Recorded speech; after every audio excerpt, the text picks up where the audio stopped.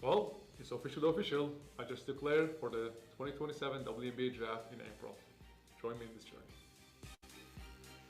Atlanta's Cantor Freedom decided he's going to throw his hat into the WNBA. The WNBA does not ban men who identify as women right now from playing in the league. He would dominate the WNBA without batting an eyelash. The number one prospect in the history of the WNBA.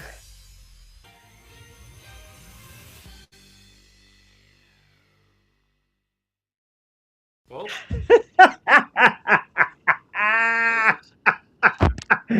Oh my goodness. And this is what it's come down to. This is exactly where we start. We've got right in our back pocket. We already know who is going to be the number one draft pick come 2027. It's not going to be a hot shot out of college. It's not going to be a 19-year-old overseas player. No, no, no, no. I give you one Enes Freedom Cantor. Forget about what he did with the Utah Jazz. Forget about the cup of coffee with OKC or my New York Knicks or Portland or Boston. Forget about him being a Nike Hoop Summit player or a FIBA Europe under 18 champion. Forget about him being a WWE 24/7 champ. Forget about the 11 points a game, the 7 rebounds, because when he steps foot on the WNBA floor next season and he steps foot on the court, he's going to average 50, 25, 16, 5, and 10. That's how good this player. And I'll tell you, whatever team nabs him, they're going to win a championship. You want to talk about genius of genius moves. I'm telling you right now, let this man cook. Let Cantor play. What a genius friggin' move. That's where we start a Man Up Monday edition of On Cue. Rich Quiñones here. By the way, we had a little caveat to that. Not only is it a Man Up Monday because you got to man up for anything you said over the weekend, that's goofy talk, but it's also a Mentioso Manolo Lunas Locador Radio Man Up Monday powered by our good friends over at Fresh Roasted Coffee. Rich Quiñones here. Get in on the conversation. Get in early. Get in often. We're live on YouTube. We're live on multiple Odyssey, Spotify, Amazon, SR 1029 FM. The Game. Get in, as I said, at Rich Q on Q, X and IG. Let me hear from you guys. Let's have a little fun. Yesterday, unbelievable topic of conversation, unbelievable banter. We went on for about 2+ hours. You guys were phenomenal. Let's keep that energy going on this Monday. But I give you Cantor. I give you, and by the way, this to me is a brilliant move. This is a brilliant move because what this now will show you, now you put your money where your mouth is if you are the WNBA. So now you've got a former NBA player turned human rights activist, played 11 seasons in the league at center, and now given the W stance on promoting what? Inclusivity? The guidelines don't clearly address eligibility for gender identity in the WNBA. So here we go. Genius. The irony or an ironical. To me, it's friggin' comical. Now, if you're the WNBA, I got news for you, W. You backed yourself in this friggin' corner. Now figure out a way to get the hell out. Because if not, if you don't allow him to declare for the draft, I got more news for you. There's a lawsuit. Discrimination. Here we go. This is the shitstorm that the WNBA created. They absolutely created this. They've opened up Pandora's box. And now all of a sudden, hey man, let freedom ring. Let freedom ring. Here we go. We know at the end of the day, all jokes aside, the transgender rights issue has not been directly addressed by the league. But I got news for you. It is a long way off before it's going to get shut down anytime soon. And I know Humperdinck is supposed to talk about it next week. This, I'm telling you, the league, folks, enjoy it because as bad as this is, a mockery as this is, just an absolutely goofiness with this league, it's the gift that keeps on giving. It's basically what he is doing now, all jokes aside, he's basically proving how much of a joke it would be to allow certain athletes in this league because it would be a competitive advantage. And I think we've drummed that. We've hit that nail. Period. Like constantly. So it's like now you get to this situation where if you are the league, you already know you're dealing with a firestorm. You're dealing with nonsense. And the league, it's been, 24 hours now, and they still haven't come out with anything regarding Carrington. Go friggin' figure. Go figure. Nothing has come about with Carrington, which I posted a couple videos and a couple shorts on it, which will also continue that conversation.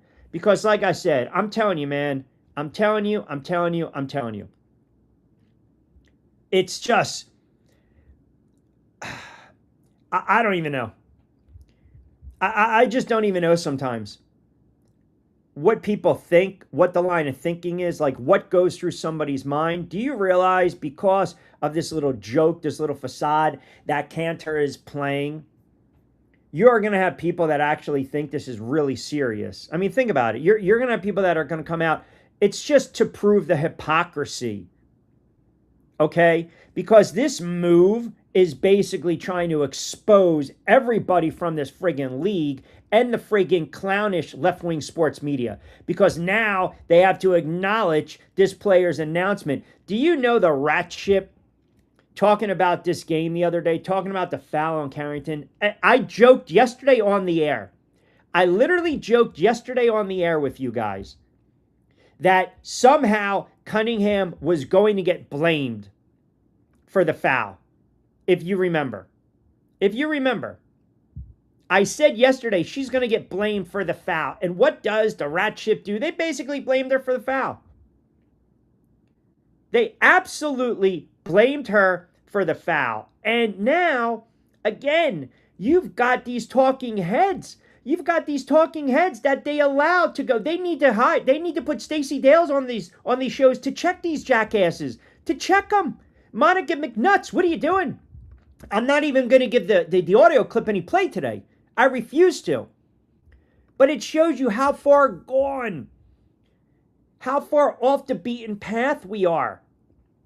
I mean, it's just on another level of just, I don't even want to call it, it's lunacy, it's craziness. And yeah, I know exactly why Cantor's doing this. And some will really look at this. Yes, I understand it's a joke, but it's to prove a serious point. Who belongs in this league and who doesn't? And the WNBA allowed for this nonsense to happen. Period.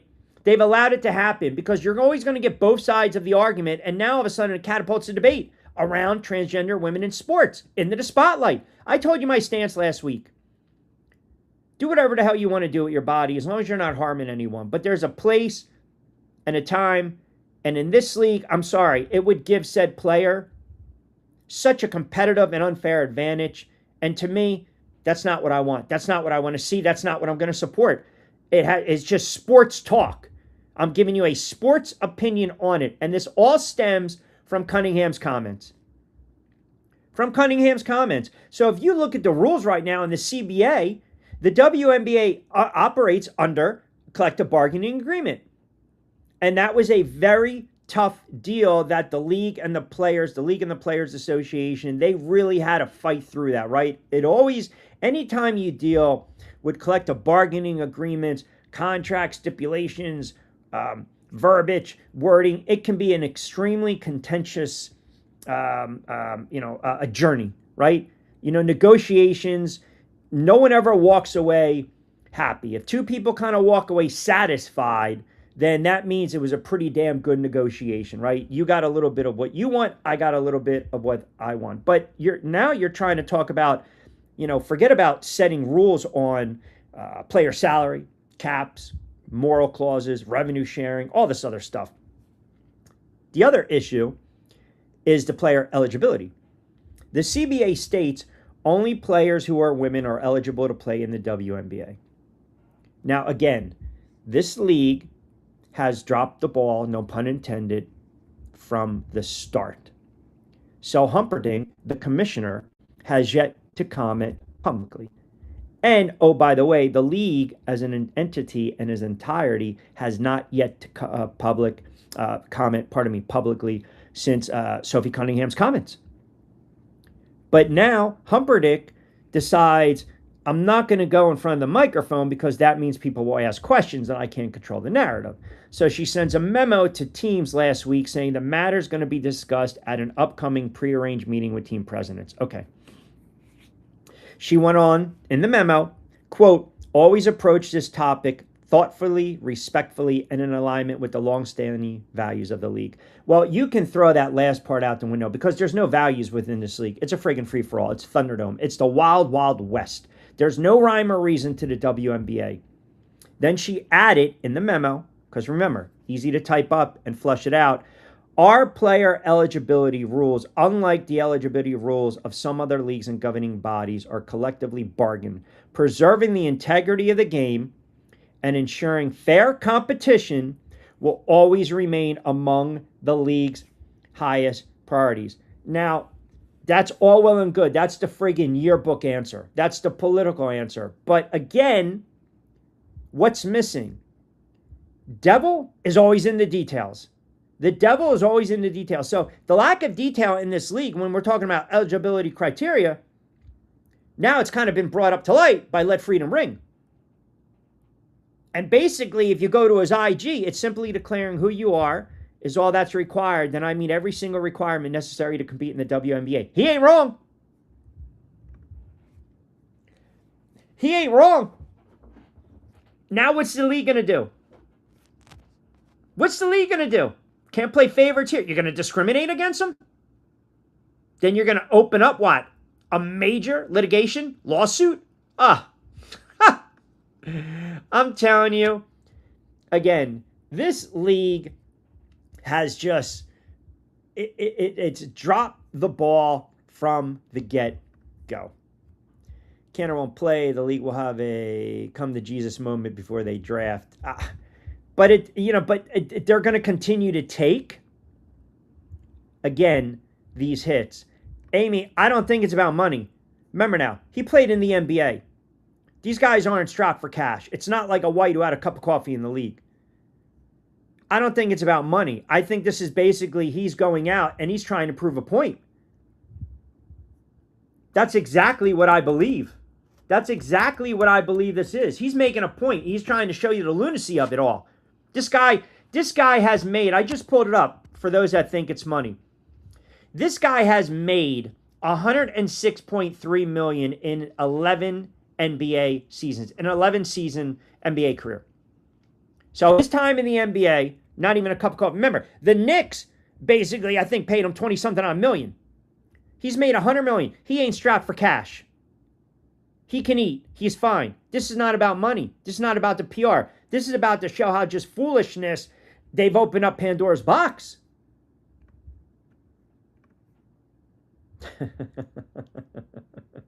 Pete throwing the movie quotes. I got you. You're throwing the movie quotes. TJ chimes in. Crazy league. Beyond crazy. Makes no sense.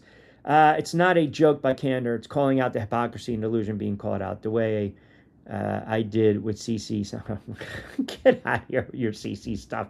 Yes, that's exactly what he's doing.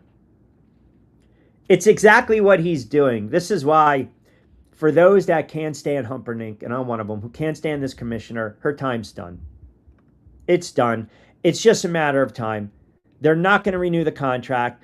There's not going to be a contract extension. You just can ill afford. You just can't. You just can't. Anyone who's got any type of sound judgment would sit there and say, I can't win anymore. This is it. I'm done. I mean, it is 24 hours later, folks. 24 hours later. 24 hours later. And by the way, how come we haven't heard anything about this friggin' dirty player, Carrington, who fits the bill because that's our body of work, almost decapitating Cunningham? We haven't heard anything about this. We haven't heard about a possible suspension. Oh, we haven't heard anything remotely regards to the tweet, which, yesterday, and I posted a video today. Oh my God, did I ruffle the friggin' feathers today from the trolls out there? Why? Because we speak the truth? Because we have conversations that others refuse to have? My whole issue The foul was the foul. It was a flagrant 2. Ejected, that's fine. It was after the fact to double down on the goofiness and the behavior. Texting what she texted. I'm sorry, tweeting what she tweeted. And the league has said nothing. But the league turned around 5 minutes after Brondello mentioned the phrase protected species, and this woman got suspended. You think they're going to have a comment about Cantor? You think they're going to open up the books to that? Absolutely no. It's a genius friggin' move. It's a genius move. You know, sometimes you just got to wake up and you say enough is enough. The nonsense, the BS, the hypocrisy, the double standard, the friggin' circus needs to leave town. It has to end. It is genius. It is absolutely genius that someone had the guts to go up there, put themselves out there, be vulnerable in that regard, even try to make light of it, but know deep down he is trying to make a point. He is standing on his convictions. And I applaud that because, again, at the end of the day, this league is a shit show. It is a shit show. And I got news for you, too. If you're talking about, again, the inclusion, right? And you're talking about, again, the opportunity to let everyone, right? Everyone's talking about the come to Jesus moment, right? We're a melting pot. Everyone's invited. Then guess what? Draft them. Draft them. Go ahead. This league, besides the hate, besides the nonsense from these players and how the league is run and just the hypocrisy from these head coaches on down and the blatant disregard for player safety and the horrible officiating. Man, you know what? Some of these players, if you don't want to get along, get the frig out of the league, man. Get out of the league. Go play somewhere else. You're not wanted. You're going to have a certain style. You're going to go on social, and you're going to basically try to be that shit stir, upset the apple cart, and then play the victim, be the Karen, be the martyr, and then when you're called out on it, again, scream what? Get out of the league. Go. You want to act like a jerk? You want to be ignorant? And then you want to go on social media and you're putting yourself out there? Hell, I posted a 5-minute video from yesterday's show. And you wouldn't believe the broad stroke that's being painted on me. You know what? Like I said, the guys that try to do the I gotcha, that friggin' line wraps 10 blocks around the friggin' corner. Get out of here with that stuff. You know exactly what I said yesterday was 100% true. But nobody wants to talk about that because if the roles were reversed and Cunningham fouls her the way she does, she deserves to be suspended. That's a flagrant 2. Cunningham deserves to be ejected. She should be suspended. But then if she's goofy enough to go and tweet what? Black privilege and put it out there in social media and paint that picture against the referees, the league in its entirety, then suspend her ass and ban her. Because you know for a fact if she did that, she would have got banned for life. But there's no news on Carrington. None. They pick and they choose. And then people want to know why other people or talking heads or content creators, or sports social health, they get so animated, they get so annoyed. Because again, the madness has to end. You have to call out people. You have to call out the BS. Clean it up. Cleaner. This league is not going to last. 30-year run, great. It was different back then. It's not sustainable. It's trending down. It's a mockery. It's muck. It really is. You keep, walking through the swamp. God knows what the hell you're going to get on the bottom of your shoe. That's what this league is right now. Disgrace. Cantor's forcing an outcome. I've been saying this all year in the chats. It's time to stop this nonsense. Michael, you are 100% agree. You're 100% in agreement. 100%. 100%. It's got to end. It has to end for sanity's sake, for sports' sake. It really does. Sports talk, politics, it is all speculation. It is all about what ifs. It's all about, hey, I wonder if this would happen, if he dropped it, if he caught it, if he made it. Hey, I wonder if this would happen if he was never assassinated. Would have been a great president, or this or that, if he never got elected. That's life. We conversate like that on a friggin' daily. But you have to have those types of conversations meshed in to the topic of discussion. People don't like when others speak truths. They don't like when it doesn't fit their narrative, when they want to push their own agenda. The league has pushed a certain narrative. The league wants you to believe what you want to believe, right? The league is saying, this is what we believe, you have to believe it. And the media has done a horrible job of covering the league objectively. It's a disgrace that you have former players and talking heads on these networks that are condoning the actions of Stephanie White, that are condoning the actions of Carrington. You've got to be effing kidding me. But if you put someone on that panel that's going to check their asses, now we got a conversation. But they won't do that because nobody has the guts. You know why? Because people don't like to get called out. You don't, just because you're the loudest doesn't mean you're the smartest. Yes, I get, passionate on the air. The voice, I might raise it here and there. But I try to be very fair in what I'm presenting to you guys. And yesterday, it was alarming how many people were throwing out words like karma and deserved and here we go. You know why she did what she did? Because she knows she can get away with it. You know why she tweeted what she tweeted? Because she knows there's going to be no backlash. There's not going to be a punishment.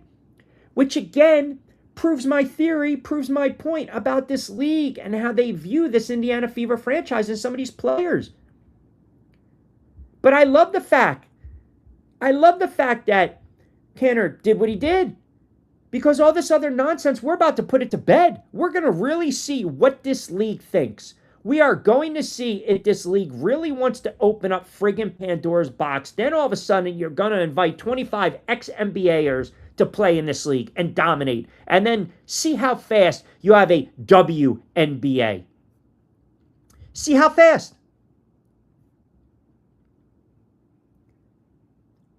These coaches, they all are agenda driven. It's not even about the ego. They pick and choose, they placate, the favoritism. When I rewatched yesterday's show and I looked back at some of the comments and then I went back and I listened to what White said afterwards, it still baffles me. Today, 48 hours later, 2 days later, that this woman's not fired. And don't give me the nonsense. Well, who you gonna, man, you've got coaching staff that know. Yeah, and quite frankly, I don't even think you need a coach the rest of the way. I don't believe this team's going to do anything. But point is, you've got to trim the fat. You've got to trim the fat. This league doesn't know how to do that. This league invites toxic culture. This league invites nastiness. This league invites divisiveness. They almost thrive off the element of racism, which is so rampant in this league. It's not even about some of these goofball fans, which I'll never condone. But you have a league where players now are really being targeted. You have a league where players are basically knocking other players on their ass. Why? Because maybe they don't like what they believe in.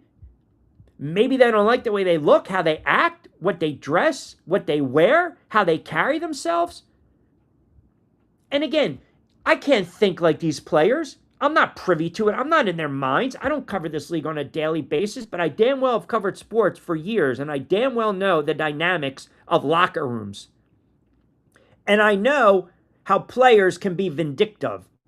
And I know how players can shun others and shut you out, maybe for your philosophical beliefs, your political beliefs, your social beliefs. But at the end of the day, especially in football, 11 on 11 in the trenches, guess what? You put all that crap to rest. You don't even worry about that when you line up. You just go hit. You play together as a unit. No one's going to block any less because the tackle thinks a certain way. Nobody's going to block any less on a pass play because they don't like what the quarterback believes in socially. No, but in this league, you throw that all out the window. It's petty. It's insecurity. It's jealousy. Some players get shine in this league. Others don't. Deal with it. Live with it. And then make the best of what you've been handed out. Half the time, you watch this league and some of the players, doing the dirtiest crap are the least talented ones because they realize this is the only way we can get you. Yes. Are there favorites in this league? Yes. Absolutely. Do the refs call these games a certain way? 100%. 100% they do. They do. We know that. There's no denying it. There are bad calls in the NBA and baseball and NFL. We see it. We don't need to bang that drum on a Monday. But it's gotten to the point where you guys, just like myself, you're so adamant, you're so passionate, you want to watch these games, you want to watch these girls, you want to watch the league, you want to support it. You know, maybe you gamble on it, maybe you bet on it, maybe you want to put some money in your back pocket. You're a hoops fan, a diehard hoops fan like I am. Can we just get some transparency? Can we please get some accountability? It's lacking. It is lacking. You have to hold the commissioner accountable. The commissioner needs to hold GMs accountable. GMs need to hold the head coaches accountable. The head coach needs to hold his or her players accountable, and the players have to hold themselves accountable.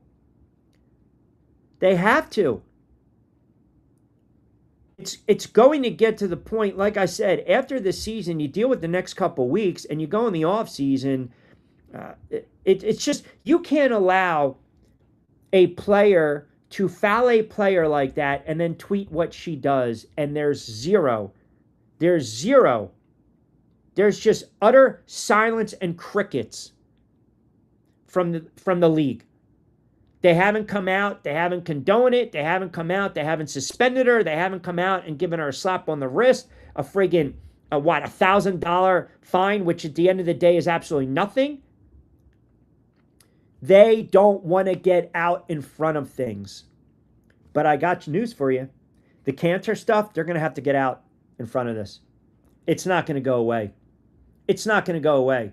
This now, the box, it's open. Pandora's box, it's open. It doesn't matter what they say. They've got one narrative that they're always going to push, but now we're going to put it to the test.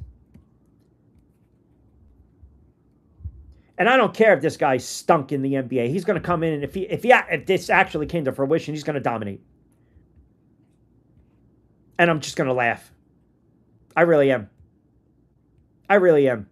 Like, at first, I kind of chuckle with it, but then I understand the madness. Like, enough is enough. Enough is enough. We're calling you out. We're calling your bluff. We're calling your bluff. If it's really inclusive and it's open, and this is how he's going to identify is, then he should be drafted and allowed to play. Other than that, I don't want to hear a word. I don't want to hear a peep. I don't. And the league, you would think they would come right out and say, no, they can't, because you have to go to the CBA. You got to look at the verbiage. And because they never, it's like, you know, someone who's getting up there in age and older, and maybe, God forbid, they get a little sick, and they're like, tomorrow I'll worry about the will. Tomorrow I'll worry about the will. And they never formulate a will. And then they pass on, and it's sad, and then it just leaves an absolute mess for the family. I know one's very extreme, but my point is, this league has never put it in writing. They've never made it clear. It was just, you know, fly by the seat of your pants. Fly by the seat of your pants. And the problem is, it's bad enough you've got commissioners that hide, that don't want to face the music. It's bad enough you got coaches that are almost glorifying former players, knocking their current players on their ass, which I'm going to get into in a couple moments. But now you've got a very hot topic because a player that's very prominent said what she said, doubled down. An ESPN article came out. The pacifist activists, fake-ass reporters try to play the I gotcha with her. She wasn't buying it. She doubled down, doubled back, books coming out, and said, friggin' deal with it. And now you've got an NBA player saying, you know what? I'm going to put that theory to the test. I'm going to put that theory to the test, and I'm going to see. I'm going to see what this league's really about, because if I'm not playing, I'm suing. Or this league will come out and fix the CBA. It's going to cost a lot of money, and that's going to throw a you-know-what into the you-know-what. This, to me, is starting the absolute end of this league. Absolute, because there's no coming back from this, folks. There's none. Kenny chimes in, mostly NBA owners owning the teams. You really believe anyone but Adam Silver calls the shots? 42% equity. But I also believe this. I also believe that some of these owners don't care. They just want to see the bottom line. They're looking at the P&L. That's it. JS, he's trying to shame the WNBA. Yes. Future. Oh, man, he's going to get all the endorsements. He's going to get all the endorsements, right? He's going to get all these endorsements. Man, it's just... I still am just really surprised that other players or former players haven't really thought about this, because it's not written in stone. Pete's pulling out RuPaul going number 1. What's the odds on that? Go woke, go broke. Come on, man, you guys. Oh, man. Unbelievable. It was a 30-year exclusive cult until CC came along. Oh, man. Listen, I'll say that they never expected the boom, right? They just didn't. They never planned for it, JS. They just had no way to prepare for it. But we've seen, look, Miles is phenomenal. And oh, by the way, one more time, I'm just going to throw it out there on the record. It is a 2-horse race in the MVP race. It's Wilson and it's Miles. You can wave buckets, bye-bye. Stewart, bye-bye. You can wave Caitlin Clark, bye-bye. Mitchell, bye-bye. It's a 2-horse race. I don't want to hear any more about buckets. I don't. Unadulterated, what's going on, brother? Peace right back at you. Hope Enos takes them to task, make them stand on their word and draft him, or admit to reality that the rest of the world knows. Yes, that's exactly what it is. And it's funny, too, because I'm waiting for some of the, I call them the goofy trolls, who've been pretty quiet after yesterday's show. A couple on social. A couple on social. But, I'm waiting for them to kind of weigh in. Because they've been absolutely silent, because yesterday I think what happened is they got checked. They got checked at the door by you guys and myself. They didn't like it. If you are going to play with the dogs, you want to play with the big dogs, or you want to get off the porch. So what they're basically doing right now, the WNBA, it'll never happen in another league. It just will never happen. I mean, the lesson to learn from some of these other female sports leagues out there, whether it's lacrosse, field hockey, whether it's soccer, whether it's basketball, whether it's lower tier, to not even follow that model. Because in the end, you're going to pay the ultimate price. They have no idea collectively what they're doing. Again, I almost equate it to, you guys work a job, whatever it is. Maybe it's a 9-to-5 job. I don't know. But you guys work. And then every day, you're getting different direction, which, okay, comes with the territory. But there's no rhyme or reason to it. It's just do it like this, do it like that. It constantly changes. Eventually, you're like, what the hell's going on, man? Do we have any leadership? Do we have any leadership from the top? Is anyone paying attention? Does anyone care? And no one cares. This is why I think it's paramount. I believe it's absolutely paramount that Adam Silver steps in. He makes the call once again, and he tells Humperdinck, you need to suspend this girl. You also need to get in front of a friggin' microphone and talk about that tweet. That is a bad look. In essence, the fact that you are not doing anything tells me that you're allowing this kind of behavior. You're complicit to it. You're advocating it. That's what you're doing. That is exactly what you're doing. DB chimes in. This is another DB on X. Donnie Boy, how in the world hasn't she been replaced? It's a miracle beyond anyone's imagination. Michael chimes in, Q, the one thing I'll say is she does make the league a lot of money. The only person they replace her with is someone who can make them more money. Loving the show as always. Fair. Jay says, Q, what's lost in the sauce, political stuff. The product is terrible. The physical game works for men because they can dunk. The WNBA should play a finance game. The more they try to play like men, the more lacking their game looks. It's like baseball. If you're not a home run hitter, play small ball for God's friggin' sake. Enjoying the show. Appreciate that. Thank you, guys. I just, at this point, you bring in Adam Silver decides, I'm bringing in my guys. Or girl, whatever. You know what I'm saying. I'm bringing in someone that I'm comfortable with, that I can trust, that I know is going to take care of all this BS. If we got to spend more money with lawyers, if we got to turn around and enforce new rules and new we're going to do that. We're going to do that. The other thing, do you think Adam Silver wants coaches to say what Steffi White said? Like, that's another thing that I don't hear anyone talking about. You've basically had a coach. Not basically, you did. You had a coach that is siding with a former player. Almost condoning, advocating for that said player to go out and intentionally try to harm one of her current players. Is there anywhere within the bylaw? I mean, is the league not even looking at that?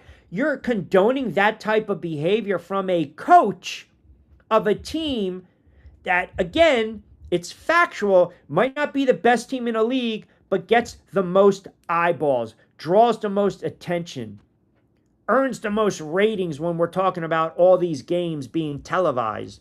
Their ratings go through the roof. I mean, if I would look into that. I really would. I would absolutely, in all my years, I've never in my life had a coach and a player gets fouled or a player gets hurt or a player gets, a cheap shot on the football field and the player's coach comes out and almost and condones the actions of the opposition. And Amber Cox is not going to do anything about it. She's not going to do anything about it. I mean, my God, she needs to go, and so does his head coach. You can't teach stupid. You can't. You can't allow your head coach of a prominent franchise in this league with prominent faces on your team, 3 very damn good players. Okay? Well, 2 out of 3. Cunningham's a role player, but you know what I'm saying. She's a prominent face. But Mitchell, Clark, and stand up there and have the face of your franchise put her hands over her face. She's embarrassed at your comments. I'm telling you, I am absolutely telling you, this nonsense, you got to shut it down, man. You got to shut it down. If I'm these players, I refuse to take the floor tomorrow night. I'm not playing for this coach, but how the league doesn't pull this coach to the side and say, that's not the look we want. That's not the look we want. The best thing she could have done yesterday, or the other day, Saturday, the best thing she could have said, which would have been a 30-second, not even 25 seconds, is saying exactly what I said yesterday. She answers the questions. I know Carrington. I coached her. She's a physical player. That crossed the line. I don't condone it. Yes, she deserved that flagrant 2. Good for Sophie for standing up. We've got their backs. And if the follow was, do you believe it warrants a suspension? I'll let the league handle that. But to me, that was not a basketball play. That's almost saying, in coach speak, she deserves to be suspended. When yet you have other coaches coming out and saying the referee effing sucks, and I don't hear anything from the league. That they allow it.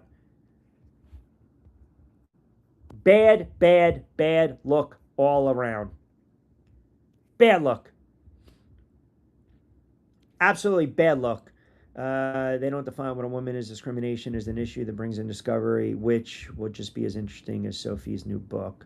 I mean, listen, she might burn the league to the ground. She might lead. I mean, the league's already going to implode. What's going on, Heather? The league's already going to implode. Rich, why do you think I'm hated so much? I call out BS because I'm tired of the masses nodding like friggin' bobbleheads when others spew dry. Pete, I don't know. Do you want me to defend you? I don't think you're hated, Pete. I think you are I would say a harmless troll at times, but I do believe, to be fair, I believe you do bring up some valid points. Not a lot of times on the chat, but sometimes when you comment on some of the videos. There should not be hate in this chat. There should be an equal opportunity trolling. There should be, like I said, troll me. Don't troll each other. Question opinions. Let's go. Let's have fun. I don't think it's hate. I think, Pete, you have this innate ability to get under maybe said Fever's fan skin. So I applaud you for that. It's not hate. It's not. It's not. It's not. And listen, remember too, because I know you're a movie guy, but just remember, just like in The Godfather, look, not hate, fear, right? Maybe they just fear your line of thinking, Pete. I don't know. Maybe they know. No one's above reproach. No one is.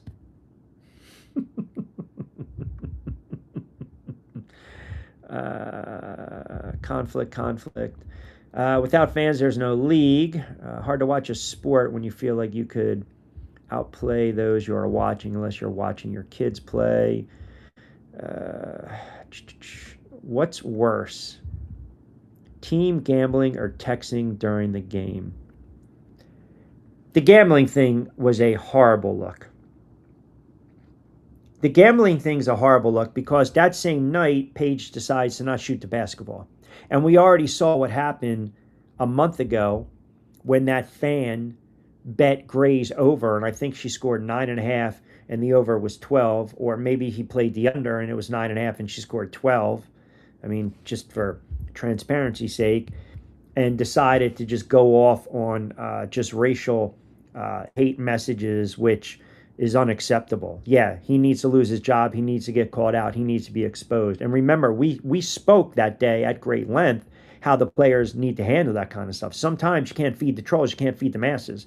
You got to let them expose themselves. You have to. Kathy wanted to police the internet, but no, that's what I'm saying. That is what I'm saying. Independent Aquaman chiming in. WNBA's rule doesn't outlaw texting during games. I read all 99 pages. Should it be in the book? Hold on a second. Hold on. So we're not talking about during the game, but the rule book does state, okay, that you don't go back to the locker room. I remember I brought that up yesterday. That's a no-no. That's a no-no. We literally went through that. If you're being fair, the rules, even though they might be messy, but by definition, she should be suspended. She should be suspended. And the fact that some of this media, like I said, I'm not even going to get in. I'm not even going to give them the airtime. I'm not. That they're defending it, they need to get off the TV. According to the WNBA rulebook and media policies, ejected players must retreat directly to the locker room. League guidelines also prohibit personal electric devices usage or online posting until, now this is key, mandatory post-game media duties finish. So because this goofball decided I have to run and let everyone know I'm not a dirty player and posted what she posted on social media right after her ejection, that breached league communication rules. By definition, she needs to be suspended. But again, this is the W we're talking about, where anything goes. Caitlin Clark blows kisses to her family and friends. She gets teed up. Caitlin Clark baptizes a friggin' newborn that just basically falls out in section 201 and she christens the baby. She gets a T. This league, there's zero rhyme or reason. None. None. This girl needs to be suspended for the entire season. I would say 60 to 70% because of the foul, and then 35% because she was a shit stir afterwards and went on social media and tweeted out what she tweeted. That's why rules are in place. And I'm telling you this, as much as some people don't want to hear this crap, as much as some people don't like what I'm about to say, here's the facts of it, and this is the truth. And I don't believe that I'm off when I say this. I'm not. She sought out Cunningham. She sought her out. She said, here's my opportunity to lay her big mouth out. Don't be naive. That's exactly what she did. How does Cunningham feel knowing her own coach doesn't have her back? How does the whole team feel? I am wondering, again, because I know people don't like, I don't know what the hell word some people were using, but the what if scenario, the speculation. If Mitchell gets hammered like that and White backs Mitchell, it's a shit show. It's a firestorm. It's another reason she needs to go. There's no trust. You've lost trust. I cannot play for you. I can't trust you. You're not looking out for my best interest. You don't care about me. It's agenda driven. I'm playing favorites. I don't want to cross that line. I don't know if certain players might not be here next year, but I can tell you this. If I kissed their ass, if I kissed their fanny, and I let them get away with whatever the hell they want to get away with, maybe they'll resign in the offseason and I keep my job. I don't know. Coaches need to have players' backs, period. Coaches need to always protect their players. Players are not put on this earth to protect the coach. They're not. They're not. They're not. They're here to play. But the coach's role is to not only coach, but you have to protect your players. You have to lead by example.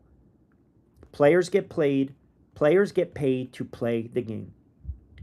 And players get paid handsomely if they're successful and they're playing the right sport and they're in the right position and the right market and they're successful. The coach's job is to put out the best product on the floor. The GM compiles the roster, the coach and the GM agree to it, they sign off on it, you get your team, you coach them up, you stick them on the floor. I don't care if it's all green, blue, purple, yellow, white, black. I don't care. The best five, you stick their asses on the floor and you go. But you're also hired to protect them. And protecting doesn't mean jumping off the bench. Protecting means when a player nearly gets her head cut off, clean from her shoulders, and it's a dirty foul, you come out and the first thing you sit there in the media is, I want to address the Carrington foul. First and foremost, we're happy and thankful Sophie's okay. Second of all, there's no place in this sport for that type of play. I coached her. I know her. She has to be better. Yeah, she's a physical player, but that was a dirty play. Now, do I agree with the flagrant 2? 100%. Was an ejection warranted? 100%. Is the league going to suspend her? I'll leave it up to the league. Any questions? That's how you lead. That is how you make sure your players have your back. By saying that. You don't sit there and basically condone and give a free pass. You don't. It's a fireable offense. It goes deeper than just how many games you won or how far you took this team or the X's and O's. You cannot have a coach that thinks like that. You can't, because I got news for you. The other thing is this. When we talk about players that have attitudes, or players that go on social, or players that are disruptive, or me, all about me, not genuine team players. Especially in the NFL, you hear the phrase, he's a cancer in the locker room. He's not a team guy. Well, now all of a sudden, you're an impending free agent. You got an opportunity to go somewhere and cash in. Players, okay, that act like that, more times than not, have a hard time finding work or getting paid what they think they deserve to get paid, because coaches, GMs, and owners see that. In the NFL, I get it. It's a little more wiggle room. But perfect example, you're seeing what's going on with Ayuk in San Francisco. He's turned off a bunch of teams. That's why no one's making a move for him. The me, the diva wide receiver. You can't win with me. You can't win without me. I want to get mine. I want my catches. The quarterback sucks. He stinks. He's overthrowing me. Man, nobody wants that kind of nonsense in a locker room. Players check other players for that. So now, again, think about this. If you're a player and you're saying to yourself, man, I would love to go play with Indiana. I love that fan base. I like K. Mitch. I love Caitlin Clark, but I'm not sold on that head coach. You're watching that. And as a player, you're saying, I don't want to play with Indiana. That coach doesn't have their back. So for everyone yesterday defending her actions and saying, you know what, lay off, Rich, lay off, Q. It's not that big of a deal. It is beyond a big of a deal. It is, again, I don't care. Even if your player is in the wrong, there's ways to defend him or her.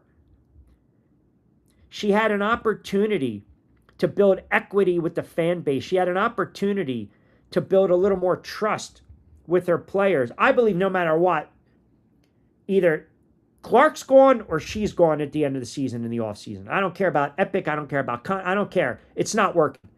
But she chose to take a different path. She chose to curry favor with a former player. And you see some of her former players, how they play in this league. That's your coaching style? That's the game of basketball you're teaching? I don't want any part of it. I don't.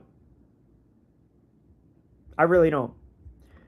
TV chimes in, all the owners must gang up against the Seattle owners, force them to sell their ownership because that's very unprofessional and rude. You're talking about what transpired a couple weeks ago, which was another absolute disgrace. Another disgrace. But this is the league. They pick and choose. That's all. They pick and choose. It's not run properly. It's not run professionally. Total Strange Takes. What's going on, brother? Had to take the weekend off from the WNBA. Not a problem. I might not watch a game all week. This extra nonsense makes it hard to watch. It does. It does. By the way, tomorrow I'm going NFL, so I'm just giving you guys a heads up. That's all. I'm just giving you a heads up. But I had to bring up the cancer stuff today. I had to, because it's comical. It really is. It's comical, but it also is very telling where we're at with this league and the society. Kenny K, get ready for it, folks. Sophie did a similar thing last year and didn't get suspended. Argument is coming. Buck up. She got ejected. She should have been suspended. Here's... I think I'm more mad, full transparency, that they allowed the player to tweet what she did and there's no ramifications. Because isn't image everything? And I also thought sometimes you do have to have a little more decorum. And that foul to me, when you consider the player and you consider what this current player has said, and now the player basically puts 823, meaning rematch coming. Do you see where I'm going with this? I mean, this girl is a dangerous player. She's a head case. She's a dirty friggin' player. She basically has already put a bounty on Cunningham. She's already done it. She's already done it. And the coaching, you're gonna allow that? She's already done it. She can't wait. She can't. So what happens when she takes a shot at Cunningham and Cunningham decides to swing and crack her in the friggin' jaw? Then you know what happens? You have a benches clearing a brawl and you have fans that rush onto the floor. This is why she needs to get suspended. Because she is basically saying, I'm going to crack her again when I get a shot. That's exact. And if you don't believe that, you're clueless. It's exactly what she's saying. I can't wait to come out on the... She's not thinking about the game. She's not thinking about being competitive. She's not thinking about playing hard and getting a W because, again, it's ego-driven. It's me, the pettiness, the insecurity, the lack of maturity, the selfishness. 823. That's it. 823. Yeah, that's it. That's it. You can get the coach out of here and you can get this friggin' player out of here. I'm tired of it. And get the friggin' commissioner out of here. And the sports media, you are piss poor. You gutless friggin' rats. You gutless friggin' rats that just allow this shit to go on and you placate, you kiss ass because it's a little good old girls network. Disgusting. You are the problem. Stick Stacey Dales because she shut a lot of people up when she was on the rat ship. That jerk off that turned around and mentioned Caitlin Clark 12th or 11th best player. The other idiot, whatever, Elle Duncan, whatever the freak she talks about. And then McNuts and the rest of them. Get them off the TV. Get them off the TV. They are flat out race baiters. They don't think. They don't have genuine thoughts from the heart. It's all about race to them. That's it. That's it. If you don't fit what their description in their mind is, if you don't act, look, play, sound, say the part, they piss on you. That's all they do. They're a friggin' disgrace. They don't deserve to be behind a microphone. Keep imploring them, and you know what? I'm going to keep exposing them. I'm going to keep calling them out. You can't allow a player to post what she posts and get away with it. You can't. You just can't. You don't understand what kind of message that is sending.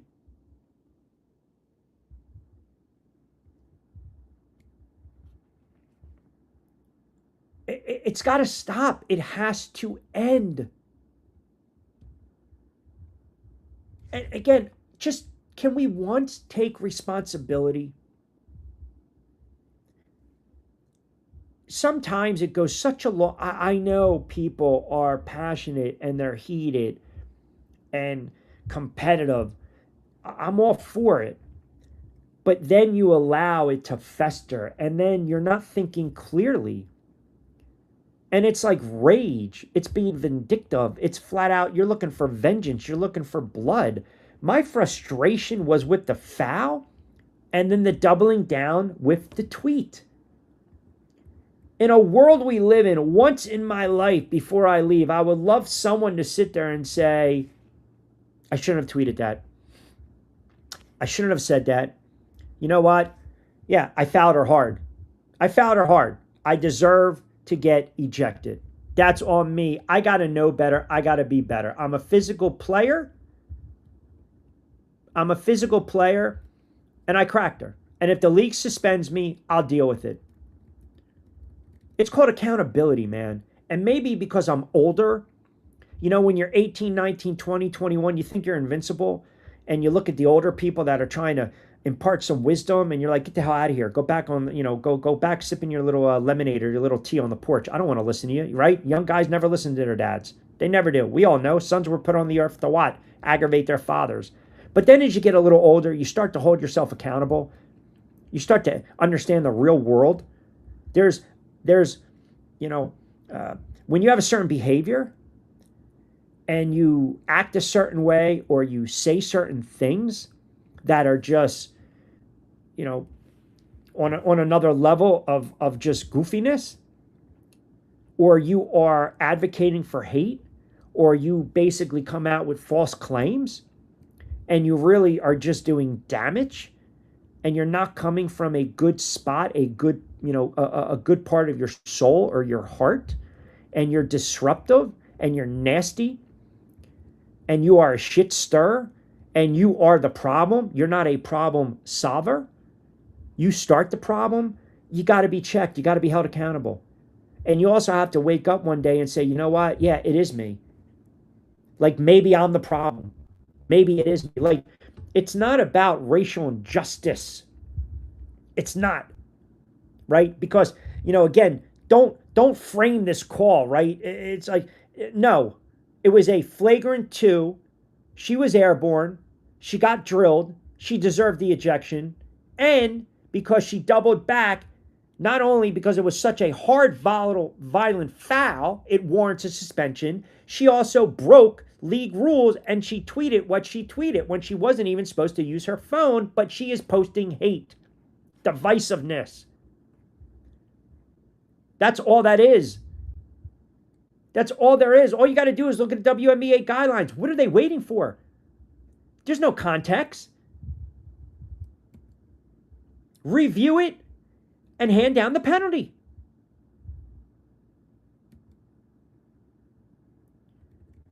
And someone got to Carrington's ear because if you notice, social media, set to private, stepping back a little bit. Yeah, because you already put your foot in your mouth twice.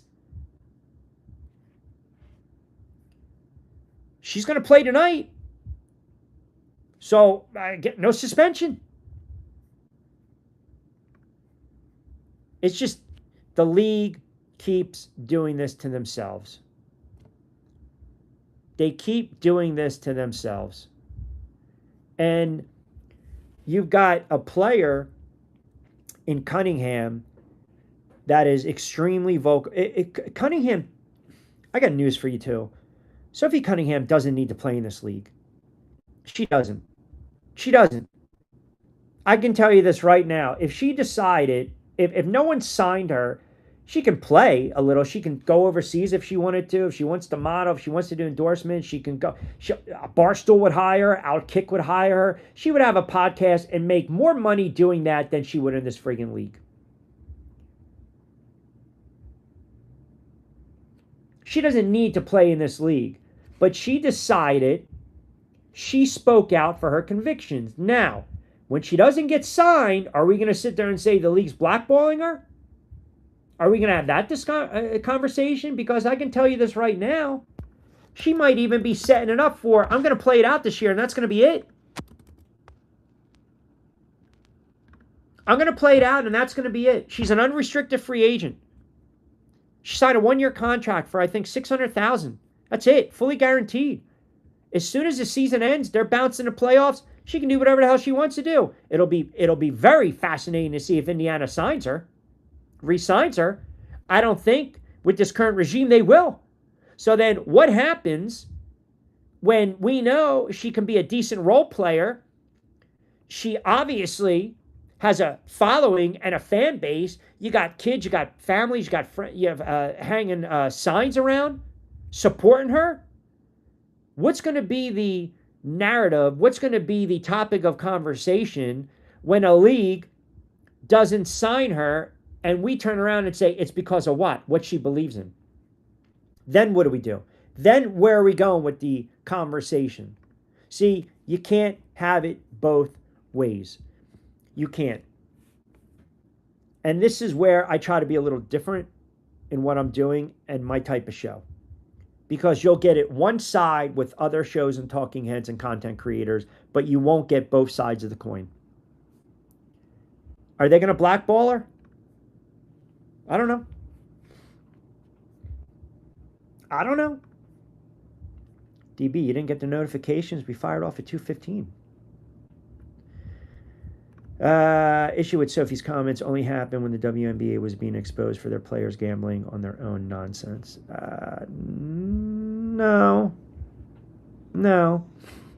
She you already heard some of the stuff that she was talking about. She's vocal. Sophie Cunningham is vocal. She has an opinion, and I appreciate that. I admire that. But, you know, the MO is that she's kind of the on-the-court protector. Right? But she competes. But she has also been extremely outspoken the way they've guarded Caitlin Clark.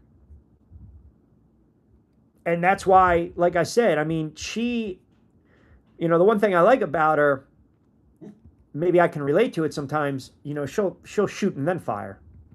We've all been there. That's why she speaks out without hesitation.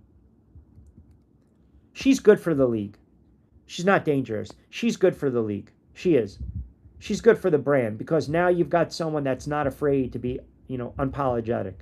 She's going to have an opinion, but she's going to be fair about her opinion. She's going to be genuine. She's not coming from a nasty place. She's not. She's just not. As much as the media tries to paint her like this anti-trans person, just a person who's full of hate, she's not. She really isn't. And they try their damnedest to get her, and she's not buying it. She really isn't. She's smart. She's got street smart. She knows exactly what she's doing. She doesn't need to play in this league. She doesn't. Barstool would pay her a couple million a year to do a podcast. She's good. She's good. She's flat out good. That foul was so obviously intended to injure. I can't believe this beast is not being suspended. She's got to be suspended. I mean, I'm not going to call her a beast. I mean, a player. She's got to be suspended. 100%. She's got to be suspended. It was a dirty play by the player. She knows that. It's her body of work. And it's with the current head coaches. That style play. The extra bit is wrong. It's instead of ruling a media, not players or coaches. No, I actually read it. I read it. She should not have used that phone. But again, we can split hairs. Let's just split hairs for a minute. The bottom line is she needs to be suspended and she needs to be held accountable not only for the foul but for the tweet.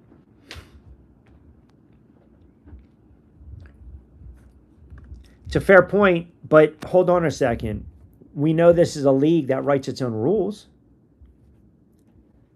That was a nasty, nasty, hard foul. That was not a basketball play. It was not a basketball play. You watch this. You tell me. I mean, you do this on the blacktop, you're going to get your jaw broke. Here's Cunningham up ahead of the field, lays it in, plus the foul, and then Cunningham gets into the face of DeJounte Carrington right away in the aftermath. And Cunningham has to be separated as both teams will head to their benches. You'll see a DeJounte Carrington as Sophie Cunningham comes down, gets her right across the face, coming down trying to prevent the layup, but that is just a hard hit. That's definitely going to be upgraded, I think, to a flagrant too, Ryan. I think that is going to be a flagrant too. There is wind up. And just getting her out of the way. Yeah, I mean, look, that's as nasty. I mean, that's like when they clothesline Rambus in the finals. Remember that? You go airborne, you can't control your body, and then you got to listen to ESPN basically blame Sophie Cunningham.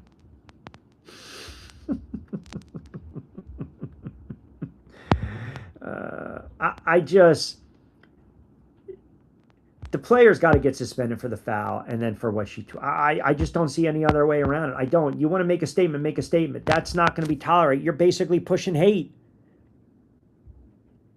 You're pushing hate in a league that advocates against it. You're condoning it.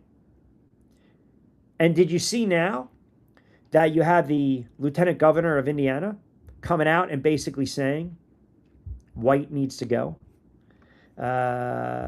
Should be suspended both for targeting Sophie and for writing the hate she did while in the locker room. Wouldn't matter where the text what she texts is wrong. Correct. I actually posted that.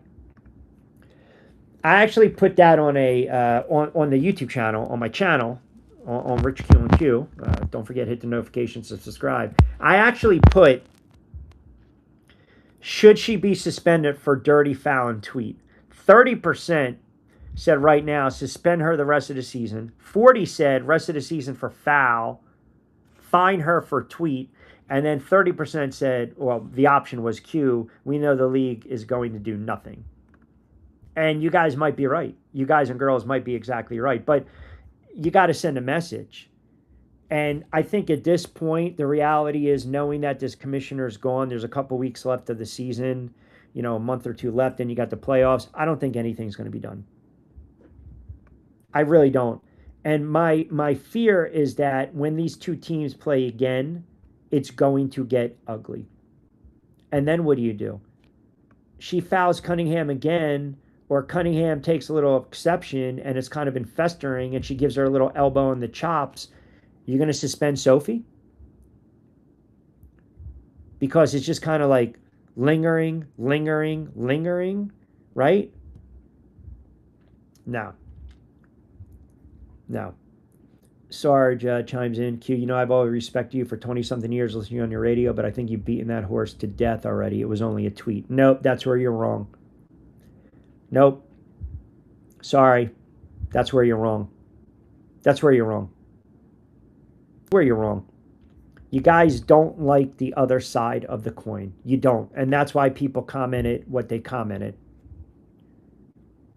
We don't like to have those conversations because it makes people uncomfortable. I mean, like I said, with all due respect, maybe it's not the show or channel for you. You guys listen to me long enough. Those that have listened to me for years know I have an opinion. And when I say something, it's not, for clicks or to get the phone lines lit up. You can't allow players in a league that already has divisiveness, that already has hate, that already has toxicity, that has the velvet rope, gay, straight, black, white, lesbian, straight, doesn't matter. This is not a league where every player respects each other. They just don't. There's zero respect on the floor. Zero respect. I mean, you played. We played street ball. We played on the blacktop. We played in college, maybe JUCO, maybe other leagues. We played growing up, man. That kind of foul, that's not a no blood, no harm foul. You pull that shit on the blacktop, I tell you right now, you are getting cracked in the friggin' jaw. That's how you end a career. If she lands on her neck, she lands on her head and breaks her back, breaks her neck, then what? People are going to sit there and say, stick this kid in jail. If you sit there and say that's a hard basketball foul, don't skirt the issue, don't be soft, the league is supposed to be physical, then you are the problem because you're condoning that style of play. And that style of play ends careers. That style of play makes already rabid, goofy fans go nuts. That style of play can become very toxic, very divisive. It's not a basketball play. It's just not.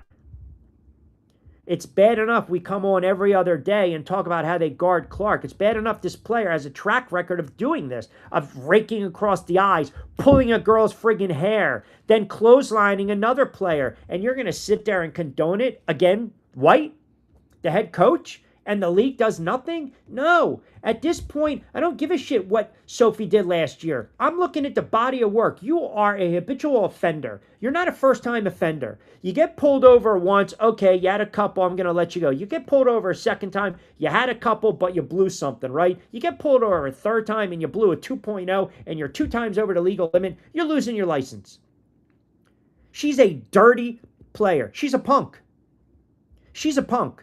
She is a dirty player. There's no place for that. And then she's got the audacity to go on social media and play the friggin' victim. I mean, if I was her, the smartest thing she has done, stay the frig off social media. Keep a phone away from her. But see, players and people like that, they can't resist.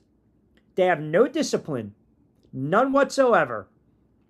It might last a day or two, but eventually she'll be right back on social. And if the league decides to hand down a suspension, you know she's going to tweet about it. You know when they interview her, she's going to play the victim, the martyr. There's no place in sport for that. None. None. And you can't rely on the media to report objectively because you got a bunch of these talking heads that have their heads up their culo that sit there and say what? Well, if Cunningham really, if she didn't really jump up in the air like that. Well, she's trying to drive for the basket for a layup. What do you want her to do? You can't get out of your own way. And I'm so happy this lieutenant governor came out and is calling for White's head.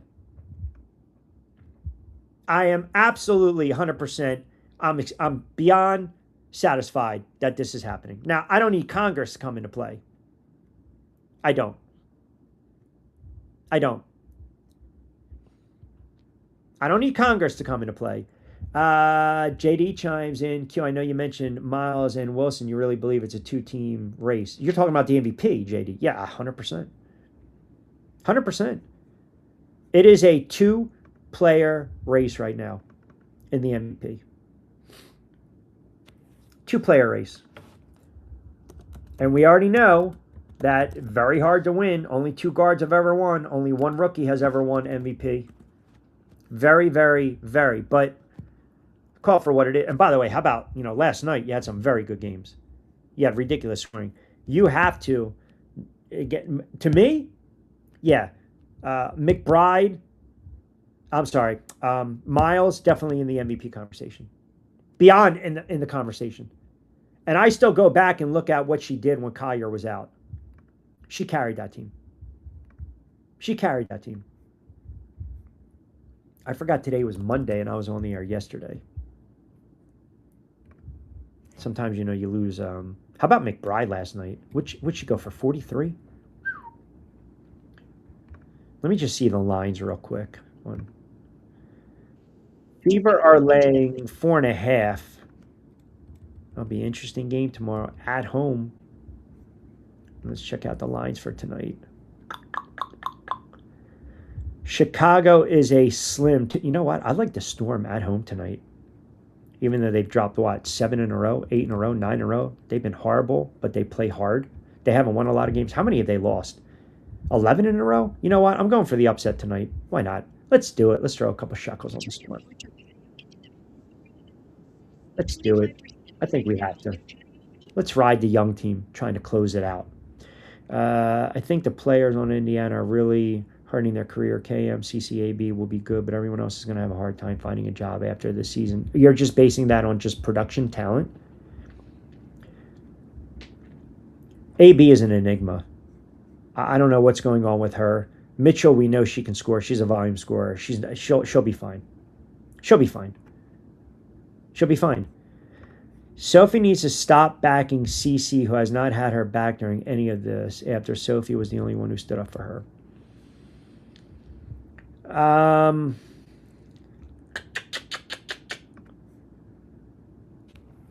don't know if you can make that claim. I don't. I don't know if you can make that claim. I just believe there are some players that are vocal and there are some players that are not vocal. And I don't believe that Clark is a vocal player. And I think she understands that, her play, she speaks the loudest with her play.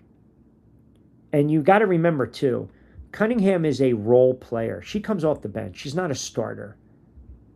So she's kind of like, if a Lambier, that type of player coming off the bench, a little enforcer, right? He's going to be the protector. Cunningham's a protector. So you got the cash cow in Caitlin. And people will clip up certain things on social, and then we'll come up with our own opinions, why she didn't get the high five, did she look her up? They're fine. I think you get to the point where you're almost immune to it. There's no more sticker shock. They respect each other. They have each other's backs, but it's not defined the way you want it to be defined. Caitlin Clark is not a player that is going to come out and upset the apple cart. It's just not in her DNA. It's not.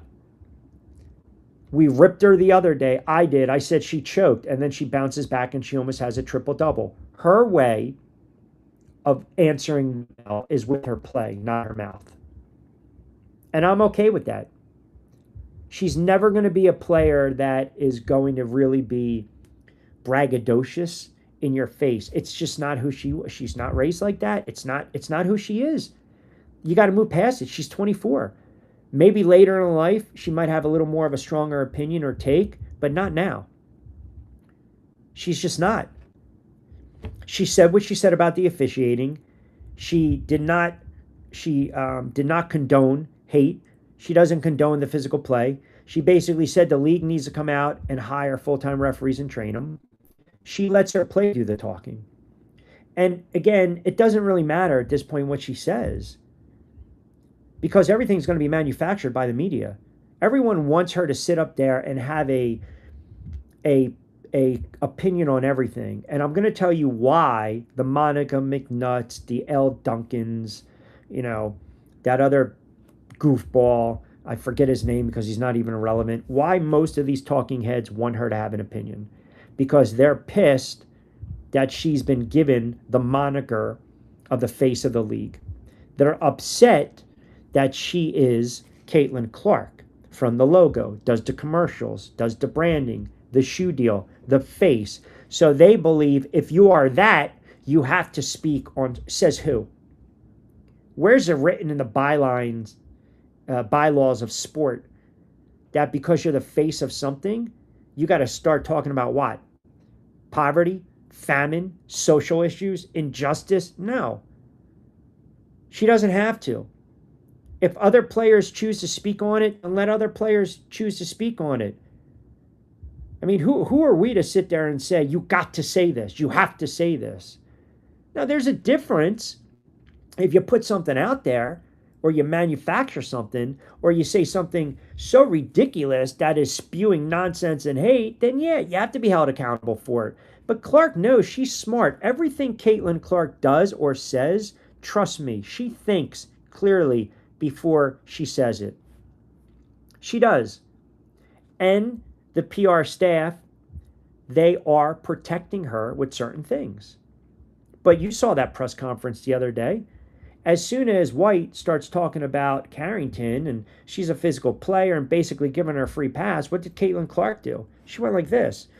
Her actions, not her words, spoke loudest. She's basically, look, if you watch a player do this,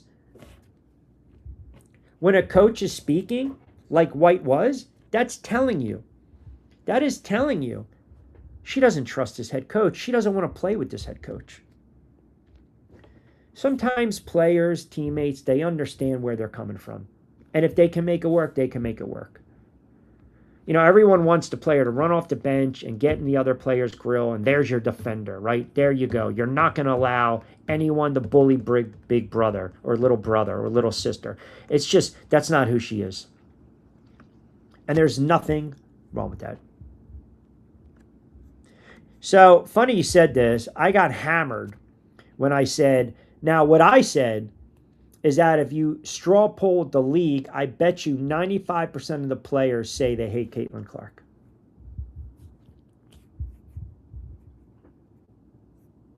I don't know how you can say she's poison. What, honestly, Pete, like what do you want? What would be acceptable to you? How is she poison more than White?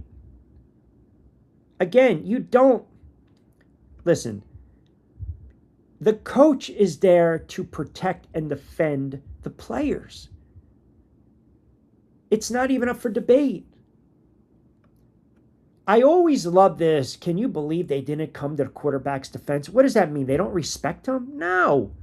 That's for radio fodder, for talking heads.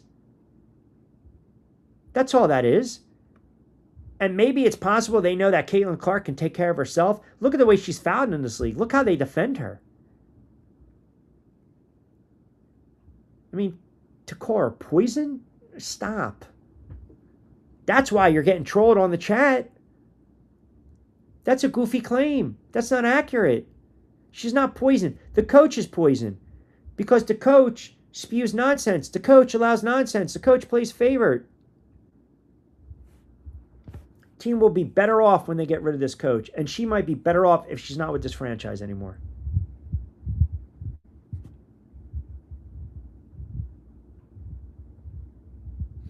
Man, you guys are killing him right now. And rightfully so. Unfortunately, in this world, accountability has come to become responsibility for a lot of people. You have to be held accountable. You have to. You have to be held accountable. Especially when you say goofy stuff. Exactly, Rich. Her crossover talents are bigger than Caitlin's, not sports. Yes. I know, I'm sorry. Like, I'm 30 minutes behind. I apologize. Correct. And that's why I think she can turn around. She is a vocal lightning rod. Cunningham is. She looks the part. She plays the part. She can act the part. Barstool would hire her for $2 million a year.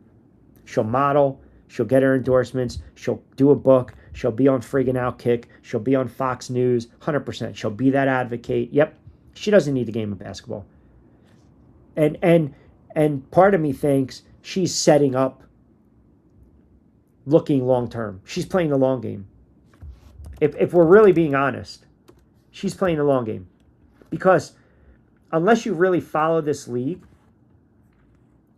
or if you followed, Cunningham, you probably, if you're new to the league, you probably, you didn't realize, like, look, Sophie Cunningham's, she's been around. She's going to be 30 years old. She's young. When I say she's been around, she's more than a cup of coffee, right? Because she played with Phoenix. She played overseas. I think she played in Melbourne, and now she's with Indiana. So she's 29. She'll be 30. She's not a young kid. She's young, yes, but meaning she might be looking long term. I love to play the game, but I want to inspire. When the POTUS comes out and is giving you your just due, well, I mean, come on, right? So sometimes there is a method behind people's madness, and they are playing the long game.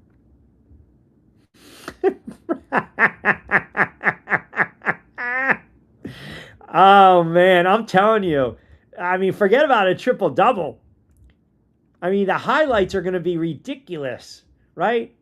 Remember the movie Jumanji, man? I mean, he's just, I can't turn, let him cook. Let him ring, let him cook. Absolutely. Triple-double, 55 a night. She's a tough kid. 100%.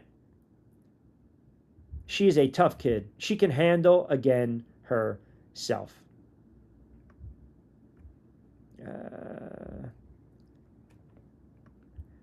Pete continues to troll. Anyone have a thought on the lieutenant governor coming in?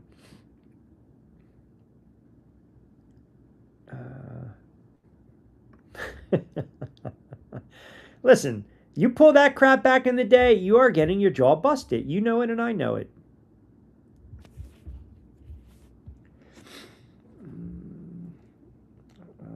What do we got here? I see something I like. Let me pull this comment up. Yep, 100%. I've seen it. You pull that crap, yeah, fist are flying. BB, I don't understand why Sophie Cunningham did not get suspended by clotheslining and face Chip and Shelton. Don't get me wrong. DC was wrong. Treat all the NBA players the same. I'm also going to say the difference is I want to go by track record. I've seen this girl gouge eyes, and I've seen this girl actually pull hair. She's a dirty player. I'm not condoning the play with Cunningham. That warranted a suspension as well. 100%. Warranted a suspension, 100%. She got ejected, right? But I don't know. Michael, be well, brother. Be well, man. I appreciate you, man. Let me get through some more of these. They need eyes on practice to see what is really going on with the fever. So Tanya, I don't think she's in the chat, but she had a very interesting comment. It was almost like a conspiracy theory on how the league is targeting the Indiana Fever. Something's off, something's not right, and how some of these players are being set up to fail within the organization. There's a dynamic, there's something going on within this organization that it just does not pass the test. It just doesn't. It's just something's off. Something's off. And that's one of the other reasons that I believe there's no guarantee that a Cunningham wants to resign with them. There's no guarantee that Clark wants to really finish her career with them. And as long as this head coach is the catalyst, we don't know how long it's going to last. We just don't. Oh, phenomenal. 43 last night. Kid was on fire. See, and that's why I get so annoyed, right? Because this league has talent. The league has talent. CC speaks loudest with her game. Can't hear. 33% from 3. Low whisper. Yeah, but she also shot them back in that game the other night, Pete. Oh, my goodness. WNBA was good sports to watch until 2024. I agree. 2023 season had no drama at all. I feel like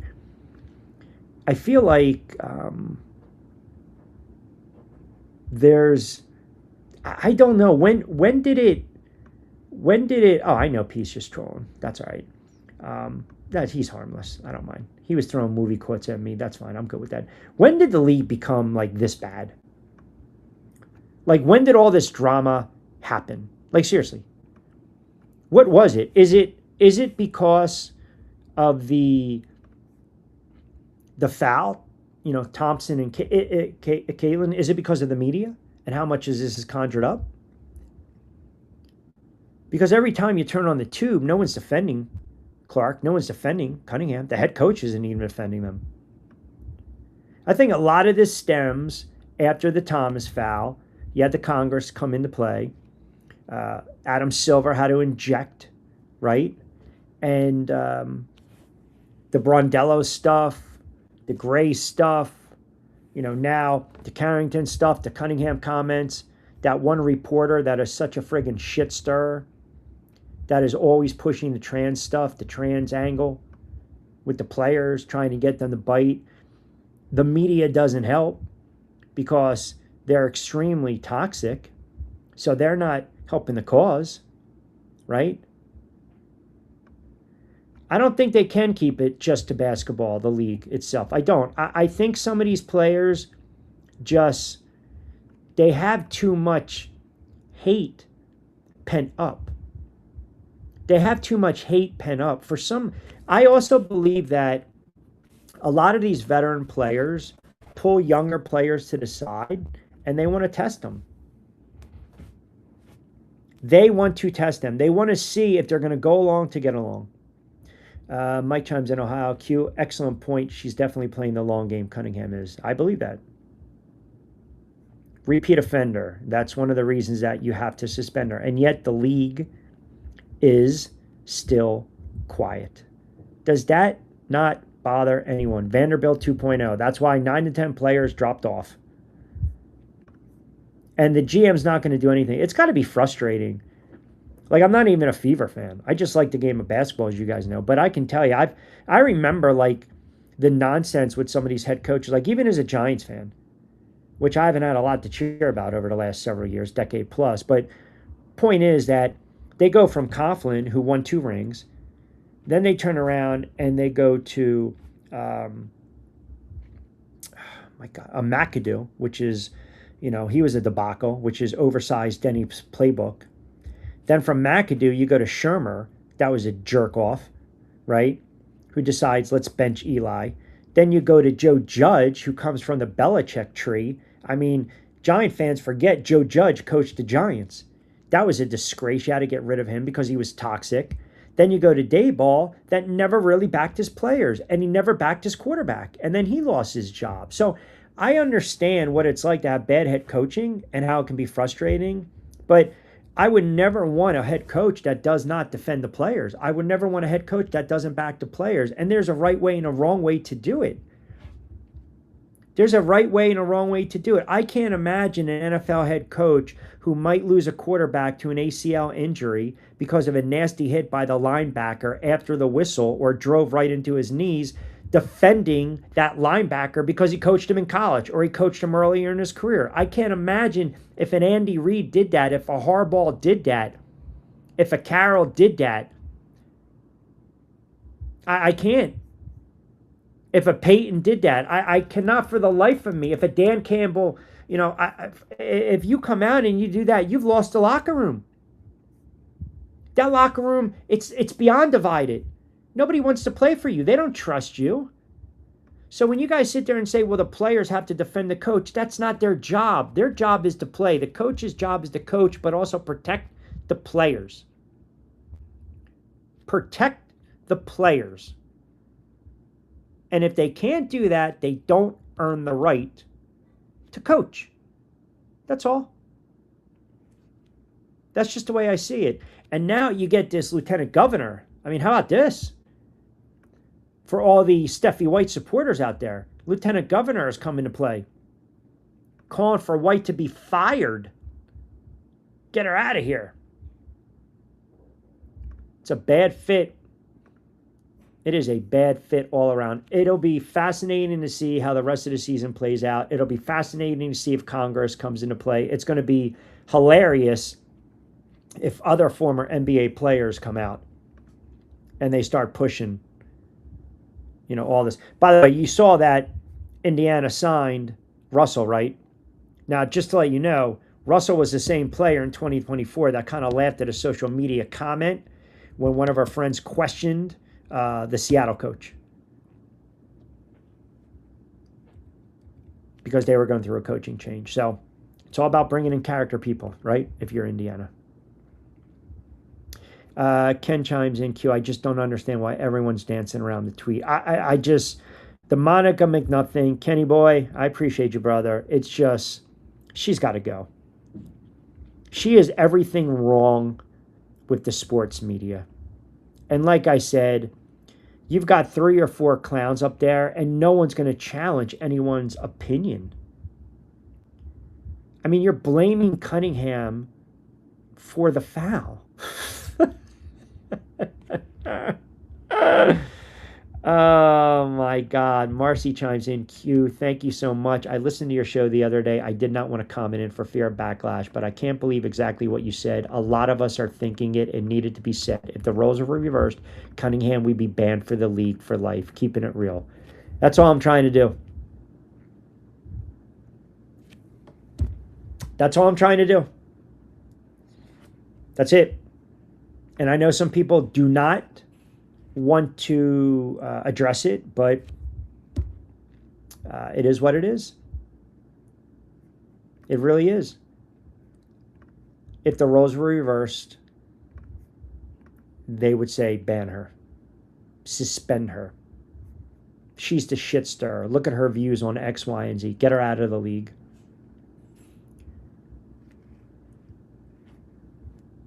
And from what I read, this girl actually had a pretty decent upbringing, right?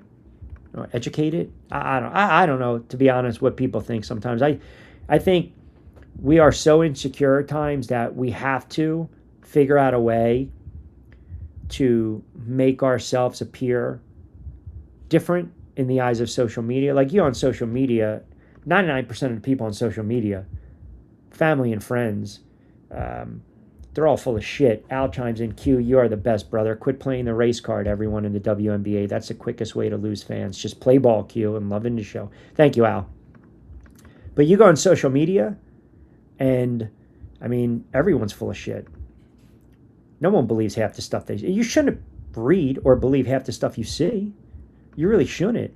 But for some reason, we are, we want to present ourselves or state our case and defend ourselves right away. And, you just can't do that. Look, everyone's going to have opinions on players. And because you have a lightning rod or lightning rods of players, some players are going to face more criticism than others. And we see it in the chat. The chat is full of passionate fans that will side with a player, will be pro player, will be against a certain players, right? And we also know that some in the chat have an agenda towards other players or against other players. Like I said, opinions vary. You're allowed to have your opinion. But there are some things that can't be disputed when you talk about certain players. And when you bring up a player like Caitlin Clark, you talk about her impact off the floor, off the court, that's undeniable. We do forget she's 24.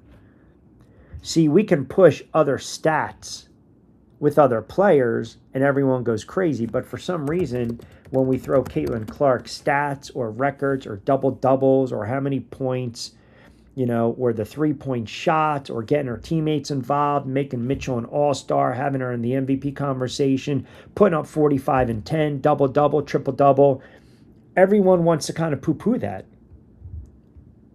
And it just, to me, she is not treated fairly in this league. If you go back, the double standard, Cloud hit and grabbed a ref, no technical. That's the same ref that gave Caitlin Clark a technical for accidentally bumping into her for trying to save the ball from going out of bounds. So you might not like her antics. You might not like, but I can't blame her for having a little dog and fighting her because she's probably tired of it. She probably feels like now, you know what? Hey, man, let me give them what they want. Let me, like Jimmy Connors back in the day. Aaron Crickstein, right? 89-90 U.S. Open. Let's give them what they want. You want a show? I'll give you a friggin' show. Are you not entertained? Like, she's probably getting so friggin' tired of it. So she wants to have the little extracurricular activities. She wants to be a little braggadocious on the floor. She wants to wave, clap, point. Okay. If you're going to keep pulling that shit and defending me like that and calling the game against me like that, I'm going to give it right back to you. That is when, for those that sit there and say she's got to be vocal, that's her way of fighting back. That's her way of fighting back. Like I said, it's utterly ridiculous. A ball goes out of bounds or she's trying to save it under baseline, goes under the basket. She touches the ref and she gets a T. Stop. Stop. That's utterly ridiculous. But we gloss over it. This league is corrupt. It's corrupt, and I honestly believe part of these referees are getting handouts.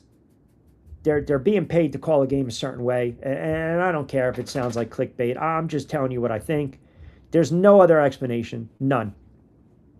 None.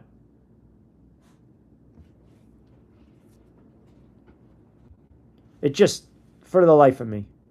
And now the league is starting to rescind credentials. They're picking and choosing which people can cover certain teams. They're cracking down on that now because they know it's gotten out of hand.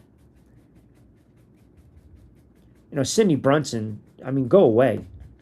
Sitting there saying she doesn't deserve a flagrant 2. What the hell? What are you watching? I've seen this player pull hair. I've seen this player rake players with her hands and then stare them down. She is a dirty player. She's a punk. She's a punk. She is a dirty player. There's no place for a player like that in the league. I've seen her kick a player. She's dirty. She does whatever she wants. And then she cries to victim, get out of here. See ya, suspend, ban, go overseas, go start your own league. See how fast that works. Now, and then you tweet what you tweet. I'm sorry, folks. Not having it. No place for that crap. None. Madness. It's like the Wild Wild West. Seriously. It's Wild Wild West. These politicians need to do something rather than just talk. All the talk only hurts the players on the team. ESPN is what's wrong with the media. No sports talk. It's bad. And they got no one up there that will challenge. You stick me on there. Mikey D chimes in. He goes, Q, we'll get you on. You stick me on now. It's going to get ugly. Ugly. Getting there. I don't know. I think, listen, I don't like as long as, look, let's just call for what it is. Pete's just being annoying. He's very anti-CC. But, again, I've had others in the chat, and I don't like banning people. Okay, I don't like banning people, Tina. But I've had others in the chat that I've had to ban because they're playing the race card and they're coming with really nasty stuff. And I don't want the chat to feel uncomfortable. So I always go back, like I said, I get like 600, 700, 800 comments. So I police the comments as I'm doing the show. So I'll have to make a judgment call on that. I don't like to ban people. I like people to have their opinion. But you guys just got to understand, certain people come from a certain place and they're going to try to get under your skin, just ignore it. That's all. Just ignore it. At the end of the day, it's harmless as long as you guys are not threatening anyone, period. Miss B, walking the street. What's going on, Miss B? Rich, look for you this morning. Had to have my coffee without your show so I can get. That's a bad job by you. I mean, good for you going to work on time. But I sent you the coffee link. If you use the promo code, and I always put it in the show, you get your 20%. What's going on in Vegas, Miss B? You staying out of trouble? I was going to fire off early this morning, but like I said, my voice from yesterday and calling the 13 fights, brutal. Brutal. Tomorrow, I got to go NFL. I have to. I have to go NFL. I need a break from this league. Pam, yep, blocked that one a long time ago. I can handle listening to someone acting like league needs to be torn down and restarted. I don't think the league lasts. I say within 3 to 5 years, that's all she wrote. That's all she wrote. I just don't see it. Having a good year, not an MVP. And remember, too, a lot of our numbers, too, are products of what? Of Clark getting her involved. I love Mitchell's game, don't get me wrong. I've said this on the record 1,000 times. She's fearless. She goes to the basket. Physical player. Baseline jumper. Foul line extender. Little stop and pop. Phenomenal. Phenomenal. Wilson plays a dominant center position. Now, you have to contribute. You got to be fair here with Miles because without Kyer, she carried that team. And as a rookie, she's unbelievable. I love her basketball IQ. She basically dog walked Indiana. 3-4 nights ago, whatever the hell it was. And oh, by the way, young dog walked Mitchell, but that's okay. They don't play any defense. But I love Miles. I think she's a phenomenal player. I don't care if she didn't give credit to Caitlin Clark when they played each other. Mitchell had 19 in the first half. She's addressing Mitchell, not Caitlin Clark. I don't give a crap about that. I like her edge, and I don't think she's a dirty player. Kip plays with a chip on her shoulder. She's a rookie. She will win an MVP. It's not going to be this year because the league refuses to give a rookie an MVP. Only 2 true guards in this league have ever won MVP, and only 1 rookie has won MVP. They love the center position. They want that dominant position. Wilson MVP, Miles close second. Agree. Phenomenal. There's talent in this league. That's why I get so annoyed every day. There's talent in this league, but it's not policed properly. There is talent in this league, and if you can flush out the toxicity, you might have a league. But it's not a league. It's pacifists. It's activists. It's like everyone standing up for social, injustice. Just you're getting paid millions of dollars. Some of you players are getting paid millions of dollars, hundreds of thousands of dollars with an opportunity to make more. To play a game you grew up loving. And you want to take advantage of it.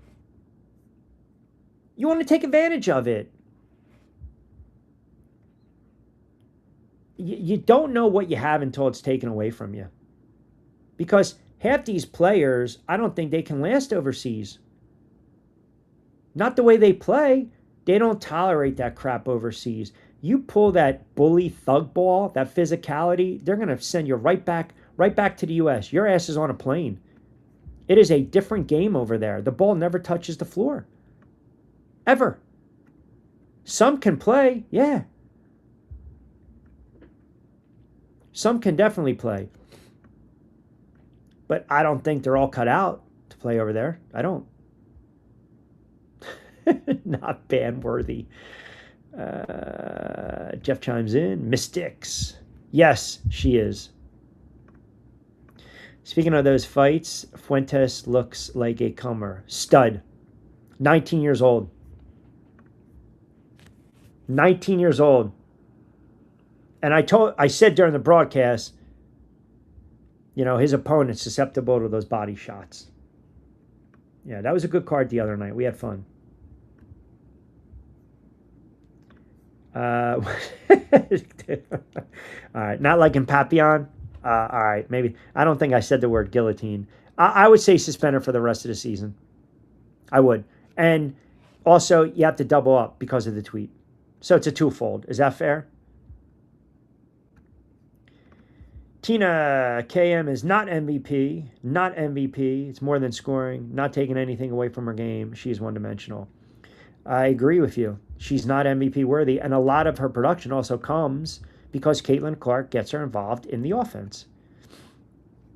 Mitchell's a very good player. She's a volume scorer, but she also has lapses. She also takes ill-advised shots. Boston clogs in the lane, doesn't understand spacing on the floor. For a player that shoots 35 or whatever the hell it is, 40-something% from beyond the arc, she's afraid to pull the trigger. This team's not going to go far. I think we gotta write that in, do we not? That's very nice of you. Thank you. I appreciate it. And I appreciate you can find me on IG at Rich Q, on X at Rich Q, TikTok, Rich Q on a mic. If you follow me on TikTok, I'm just letting you know, the crazies come out. The crazies come out. They do. They always do. Jake chimes in from Newcastle Q. I love your videos. I love your passion, but you're hilarious. You did the same thing on radio. You have no qualms about checking people. Oh, no, I'll check them with the comments. I don't mind. I got nowhere to go. I work for myself. I mean, I'm busy, but I have no problem checking the commenters. Absolutely none. Because you have to. You have to. And like I said, you got to have thick skin. I don't take it personal. But I'll call you out if you try to come with some nonsense. And we know those because, oh, by the way, they're not chiming in today. The ones that typically get exposed and checked, or you guys check them for me. I don't even need to do it. That's kind of like you guys police the chat, right? It's just kind of like the beauty of it at times. So I'm not sitting here saying go after each other. That's not what I'm saying.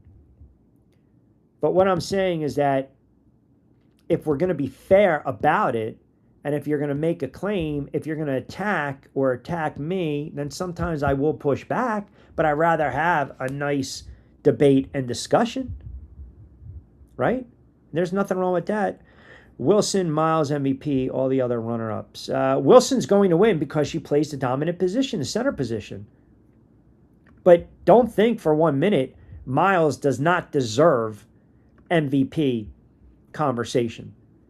This kid plays with confidence. She's fearless. She can attack the tin. And she also carried this team. Don't get it twisted. It shouldn't even be a debate if she belongs in the MVP conversation. What, we're going to be biased towards her because she's a rookie? This team won 10 games in a row. They trip up the other night. They won 12 of 13.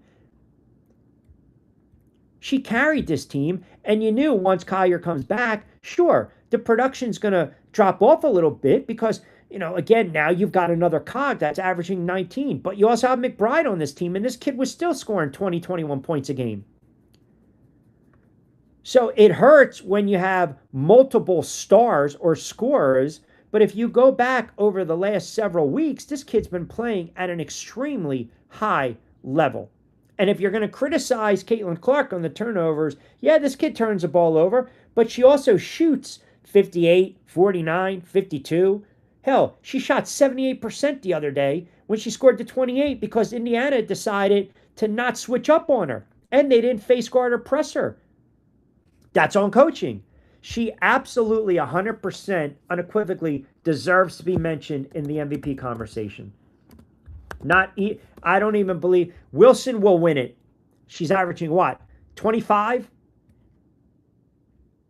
I mean, you can't, you're averaging 25. Miles basically was driving the Lynx to the top of the standings because she's a rookie and she's very stellar. Clark played herself out of the conversation. Buckets played herself out of the conversation. Stewart, with all due respect, no, it's a two-horse race. It is a two-horse race. Unless Wilson really struggles, Miles goes south, and Clark puts up triple-doubles left and right or has a couple 35-point games. Unless Wilson struggles and Miles goes off and she's putting up 28 and 10. and they go on another 5, 6, 7, 8, win streak to close out the season. Other than that, it's Wilson's award to lose.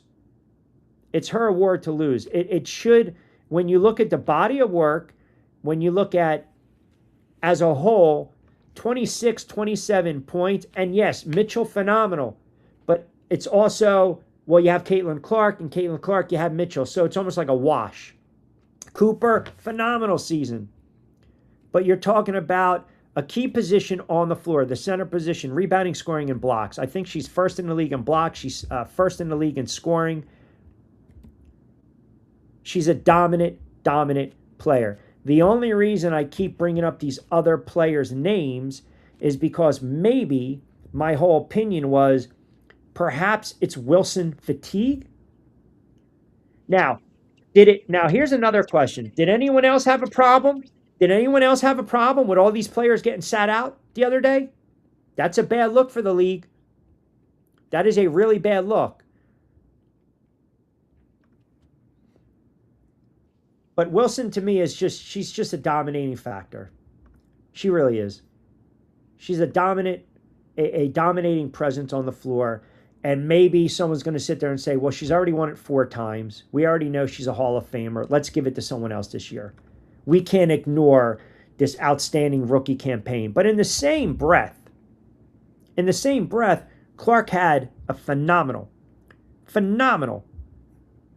I know, I don't know what to tell you. I'm a one-man band here. I know. I would love to get a moderator, but then what happens is, your people are going to say you're picking and choosing.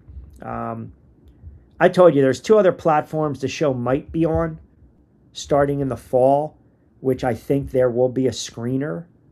So I'm not asking you guys to hang tight, but it's a safe place. The chat's a safe place, especially for the new users and listeners. And again, if someone gets out of line, you tag me and then I block them and I address it.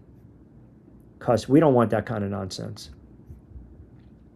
I can't pay you guys per hour. You guys are too expensive.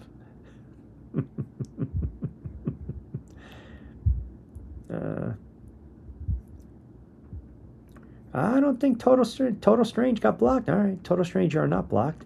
My God, what's going on? How are you?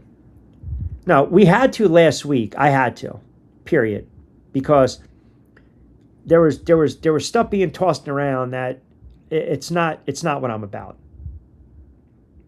and I don't like that kind of stuff.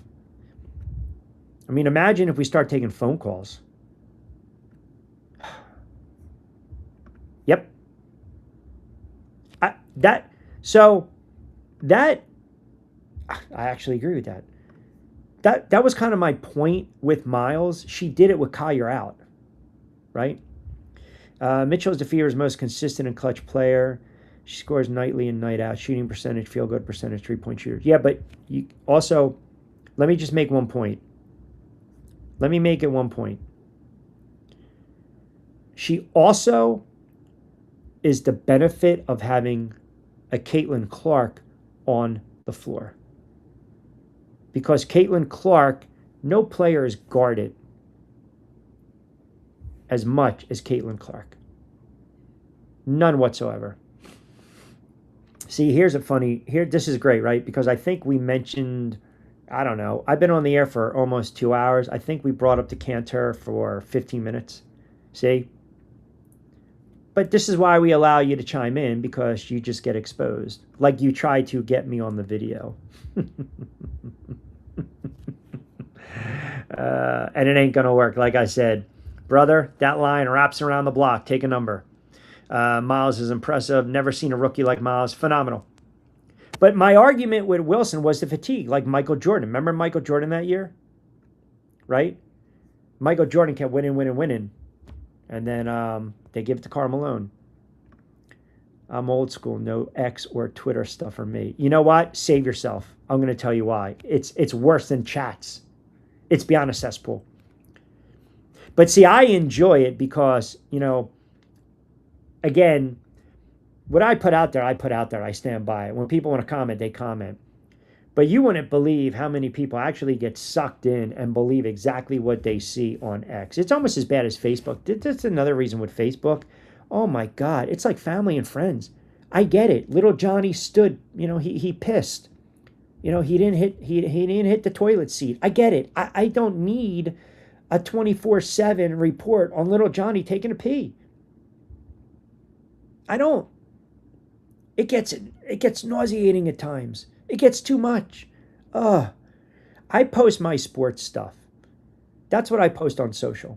I post my sports stuff. I post my interviews, my hoops interviews, my clips, my boxing interviews, my shorts, my cuts, my channel. If I'm doing an event, for marketing purposes, branding purposes, I don't even post like stuff on me. I just don't. It's just not who I am. Never been like that. But man, you go on social. Oh my God, little Johnny. Oh, he walked the dog. The dog didn't bark, and here we go. Oh, he got his first haircut. Oh. She didn't get guarded in that Indiana game. That's for sure.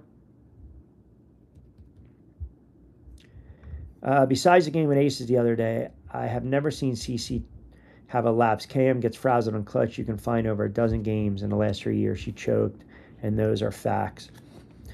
I don't think Clark gets... She makes mistakes. She turns the ball over.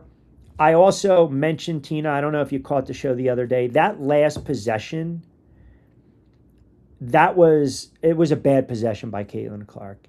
She had to either know you get the proper clear out and you drive, you go right to the basket, or you do what? You kick it to the corner. But Mitchell also has to clear out and get to the corner. Clark forced the issue, and you're not going to do that against Wilson. And once Wilson dragged out, that was pretty much all she wrote. That was it. And the problem is, if we're going to take Caitlin Clark, now I'm going to be very honest and objective. If we're going to take everything positive that Caitlin Clark does, the negative on Clark, and I don't, the whole defensive thing, I think that's a misnomer, to be quite honest with you. But sometimes she has very bad turnovers and they're magnified. But that's the type of player that she is. She can have 2 turnovers and miss a couple shots and then knock down a 3 late in the fourth quarter. That's just who she is. That's exactly who she is. She is that type A player where she can go 0 for 6 and then she can knock down 4 out of 5 from beyond the arc and shoot you right back in the game like she did the other day. And then unfortunately, she had the bad turnover. And she's going to learn from that. She's going to learn from that. She had to put the ball on the floor and go right by the defender. Once she allows Wilson to creep beyond the perimeter and near the logo, that's pretty much all she wrote. That was it. But you'll learn. No player in this league is perfect. No player in this league is the perfect player. They all make mistakes. They all have flaws. They do. And sometimes you take the good with the bad. You live with the fact that on any given night, she can have 25, 30, and 10 assists, and she might have 6 or 7 turnovers. What you can't live with is when she has 7 turnovers and 6 assists. That's not it. That's your plus minus. You're doing damage on the floor. Now, every game is different. Every position is different. If she has 7 turnovers, 6 assists, 16 points, but she rips off 9 straight to close out the game and hits a dagger 3, we're not talking about the turnovers. We're talking about what she did late. Mitchell, same type of player. Mitchell is alpha. She wants her ball. She wants the ball in her hands. But I also think time and place. You got to get her involved early. Boston, 0 confidence in Boston. I'm done. I'm done with Boston. 0 confidence. After she turned around, she didn't want to pull the trigger. And she had 2 lapses. She didn't grab the ball. That allowed Gray to knock down the 3 to go into overtime. And then she didn't even close out, which really bugged the hell out of me. Fundamental, basketball 101, you're the taller defender. I'm not saying lunge lead. I'm not saying that.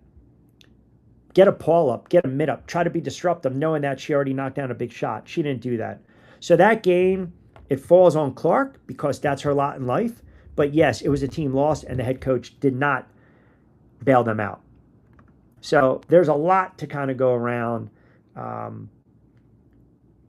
But I'll take what Clark brings to the table any day of the week. She's a special player. She is a special, special player. So you can throw stats at me all you want. That's fine. But no one's guarded like she is. I mean, she gets fouled a lot. She gets fouled a lot. And when she's double, triple team, they foul her, and sometimes she has bad turnovers. But she's a catalyst on that team. Joey B.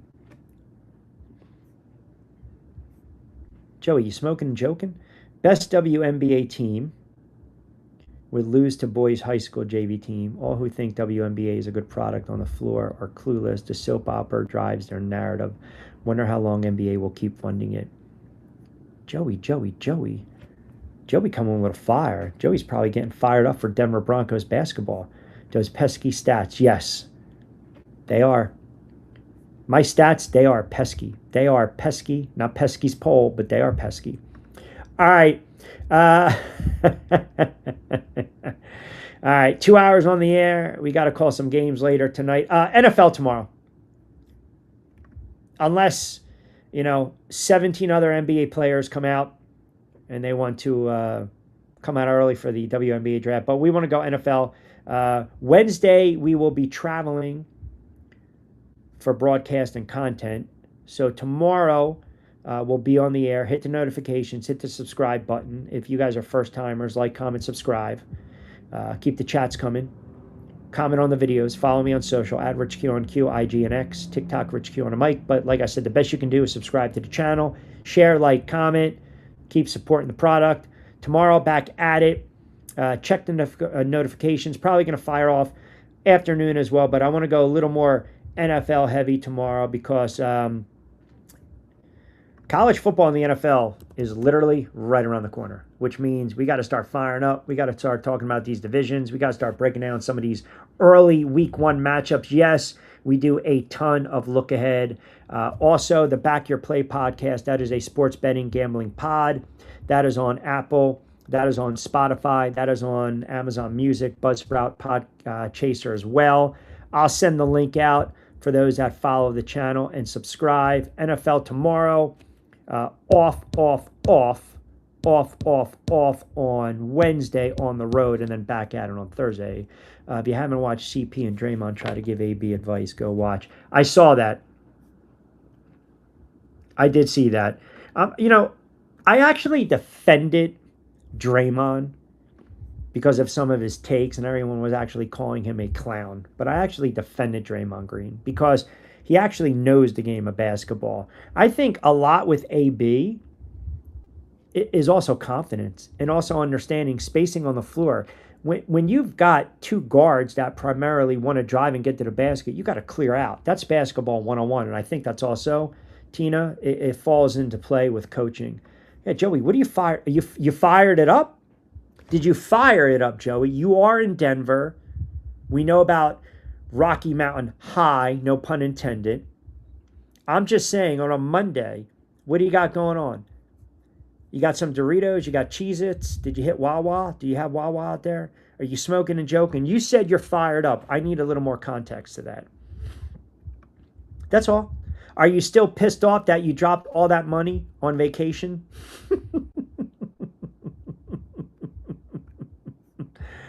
Thank God it's football time. She defensively and doesn't listen to legends. Yeah, but you know what? A lot of young players, or even some players that have been around the block, they don't want to adhere to advice. To your point, they're very dismissive. I've seen that. I've seen clips. I've seen some of these other pods, extremely dismissive, where they just don't want to pay attention. They just don't. Heather chimes in. CC is responsible for majority of the points on the team lately. I think that makes her a candidate for most valuable player. She'll always be in the conversation, but this year it's 2. The rookie year that Miles has had and the dominating season that Wilson has had. I don't believe Caitlin Clark will be an MVP in this league because the league will not allow it. I really, in my heart of hearts, she can have a triple-double and somehow the media will not acknowledge it. The voters will not acknowledge it. There's already a preconceived notion. They just don't like Caitlin Clark. And remember, these are the ones that have cachet and pull. Generational talent, great player. Is she flawed? 100%. Absolutely. You know, both her and Mitchell, knock down your free throws late in the game. Don't have these bad turnovers. Make your wide open looks, your wide open bunnies. Superstars are often flawed. Great players, they are often flawed. But they're still great players. Larry Bird couldn't defend, right? Jordan had to work on his shot. Miller missed from the line a couple times. Great players are flawed. It doesn't mean they're any less of a great player, superstar. She's a phenomenal player. If in a perfect league, in a perfect situation, a scenario where the league was officiated better, she would go to the line a lot. Think about all these N1s. I mean, Mitchell probably gets to the line. You talk about the most opportunities for N1, it's probably Mitchell because of how she drives to the bucket. She doesn't look for the contact. She invites the contact. Caitlin Clark looks for the contact. She has to stop overthinking. Put the ball on the floor and just go. Just go. But she gets fouled a lot, and they don't count a lot of these buckets. And she only plays 29 minutes a game. So I gave you the stats. If she plays 32 to 33, she's averaging another 3-4 points. That gets her average up to 25. Now the conversation changes. Now it does. And the time she played over 29 points this season, the handful of times, she's averaged 24 points, 25 points. So it just boils down to this head coach not making it work. It's a bad mix. And, she turns the ball over. It happens sometimes. But you'd have to go back and watch every single solitary play. And if we're really going to nitpick, we can sit there and say, well, how many times were her teammates not ready for the basketball or the interior pass or the feed inside or on the fast break, they didn't have their head up. It goes both ways. I'm not giving her a pass, but I'm also not bending over backwards to kiss her fanny. Everyone knows I'm a Clark fan, but I'm as real as I can get. I said the other day she choked. I said months ago she needs to mature. She's going to keep getting teed up. She's got to learn how to play within herself. But I respect the hell out of her game. I really do. I think her game's phenomenal. I think she has wonderful court vision. Her basketball acumen and IQ, it's off the chart. She just had a lapse. And I got news for you. It happens. Larry Bird missed a wide open 3 in the corner against the Lakers. The great players missed. Isaiah Thomas, who's a Hall of Famer, had a horrible play out of bounds, right? You know, players have lapses. Even great college players. Downtown Freddie Brown had a lapse. Jordan hits the shot in the corner, and what happens? Freddie Brown flashes with his eyes, and he thinks it's a teammate of Georgetown, and he throws the ball away to who? James Worthy. Players make mistakes. They're not perfect. No player is. But she also, what did she do?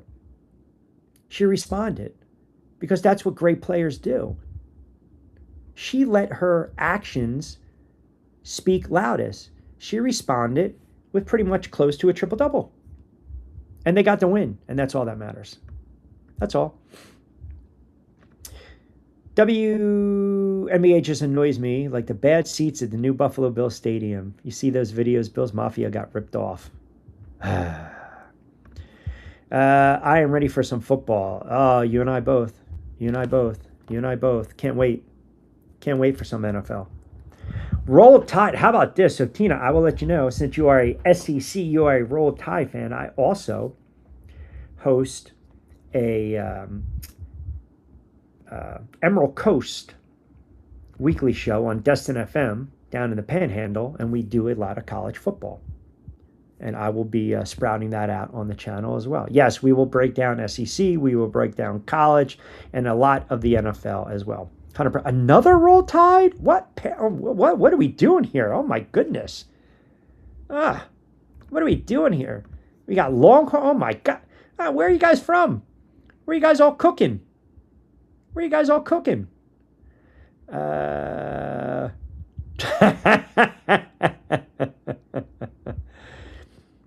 Oh, hold on a second. Whoa. Heather, you don't need to give us your exact address. What city are you located in? What should I get at Wawa? Never been. Wow. Where are you from that you've never? All right. I mean, you can go with the classic. You go with the shorty. Go with a little meatball sub. Get a little provolone in there. Maybe a little sweet peppers. Nice little bag of chips. Little Hawaiian punch to wash it down with. I mean, that's, wow. This is a first. I just gotta keep it up there. Never been to Wawa. See, there's not a lot of Wawas down south or the Midwest. A lot of Wawas are the East Coast, right? Now, when I did a broadcast years ago in California, it was the first time I ever had In-N-Out Burger, and I think it was a little overrated. Had Jack in the Box, thought it was a little overrated. I would go with the classic, if that's your cup of tea. Maybe you go a little meatball sub, little shorty, little wheat roll, provolone, sweet peppers. You might want to throw in a little bacon in there. That's your cup of tea. I'm just saying, a side of chips, and you'll be all right. Maybe one more than the Ben Simmons. Mark chimes in, 65-year Brown fan. Tired of their quarterback. Wow. I think we had this conversation, Mark, because I have a couple other listeners that are from Ohio, and I mentioned that I did a cup of coffee in Ohio in a little town of Kettering in Dayton. I think Paul was from Ohio too, and then Mike, who chimes in on X, is definitely from Ohio. I am not high on the Cleveland Browns, and I'll give you my football thoughts tomorrow on some things, but I've got kind of an interesting parallel with that. I'll eat 2 chocolate chip cookies from the dispensary. WNBA turns into a sitcom by that. Joey, man, you're going with the dispensary. You're not, Joey, you strike me as a gummy guy. You do. You strike me as a gummy guy. I picture you kind of sitting in a Hawaiian shirt. Like, you strike me as a lot of snow in Denver, and then for some reason you're rocking the sunglasses, you're walking outside with the tea, and you're wolfing down some gummies.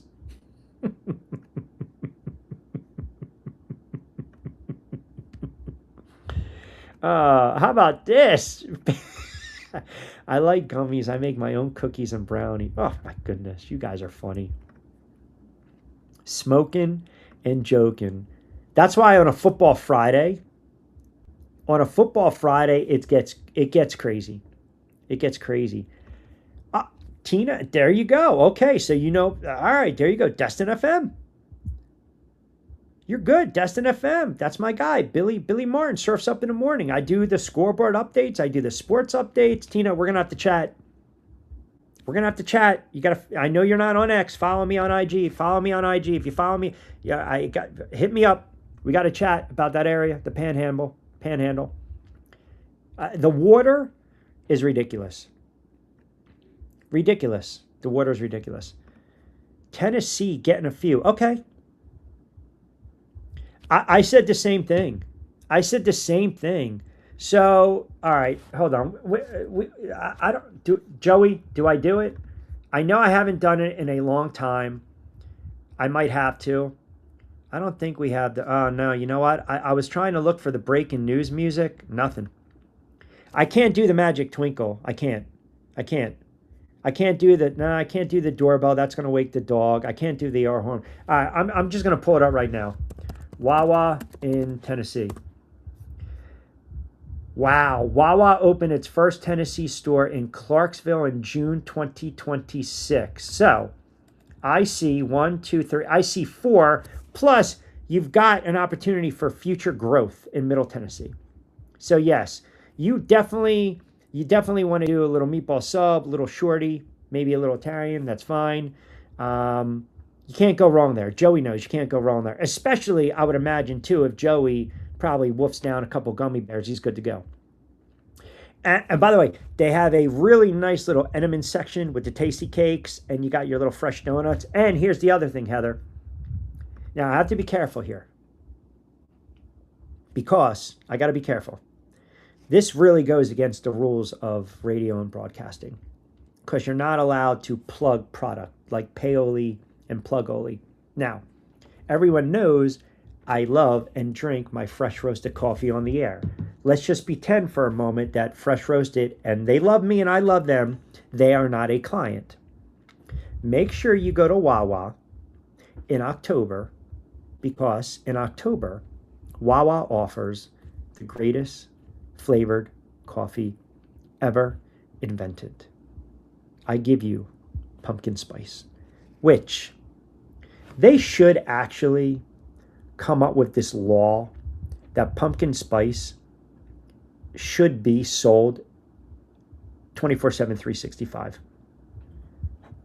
because there's a cutoff.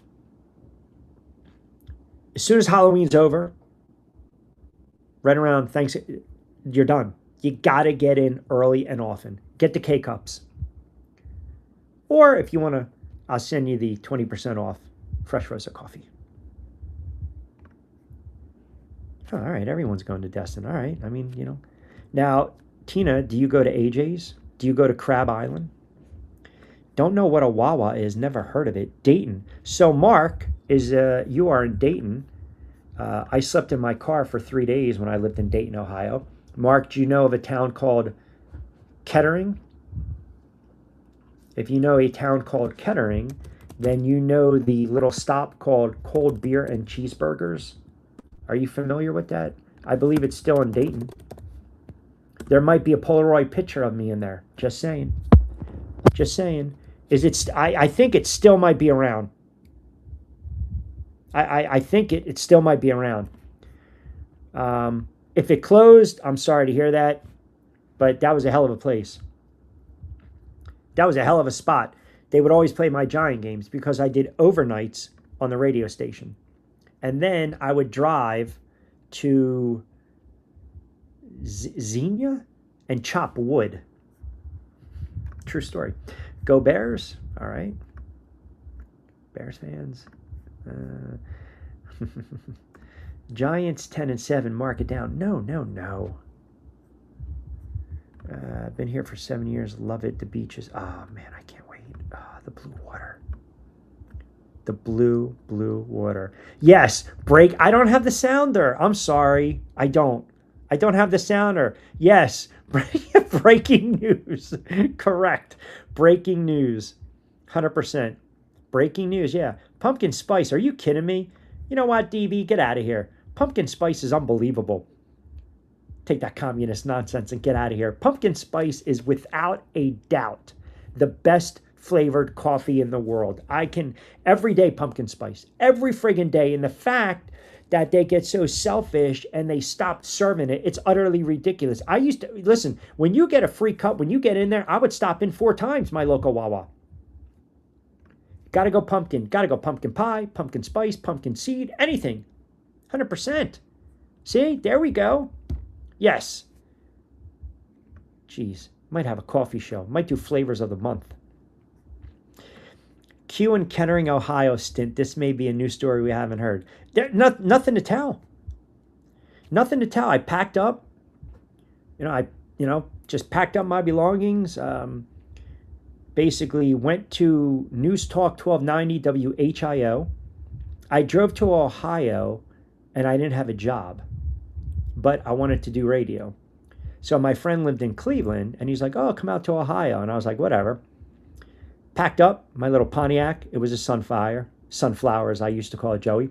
Nice and red. Yes. Go ahead. Mock away. Packed up the car. Drove up there. Faked an interview. Didn't leave until they gave me an interview. They had one overnight position available. It was $7.65 to start. I was a overnight board op. And then I would do the sports updates, and I would rip and read off the AP. And then I would basically plug in the programming. And when I would come home in the morning, well, after I spent 3 days in the car living, a very nice gentleman who worked at the TV station saw my Jersey plates and said, I can rent you a room. I said, perfect. The only issue was that I couldn't do laundry at certain times of the day because the house didn't have enough water pressure, which not a problem. I had a little stove, I had a mini fridge, and he said, just be careful.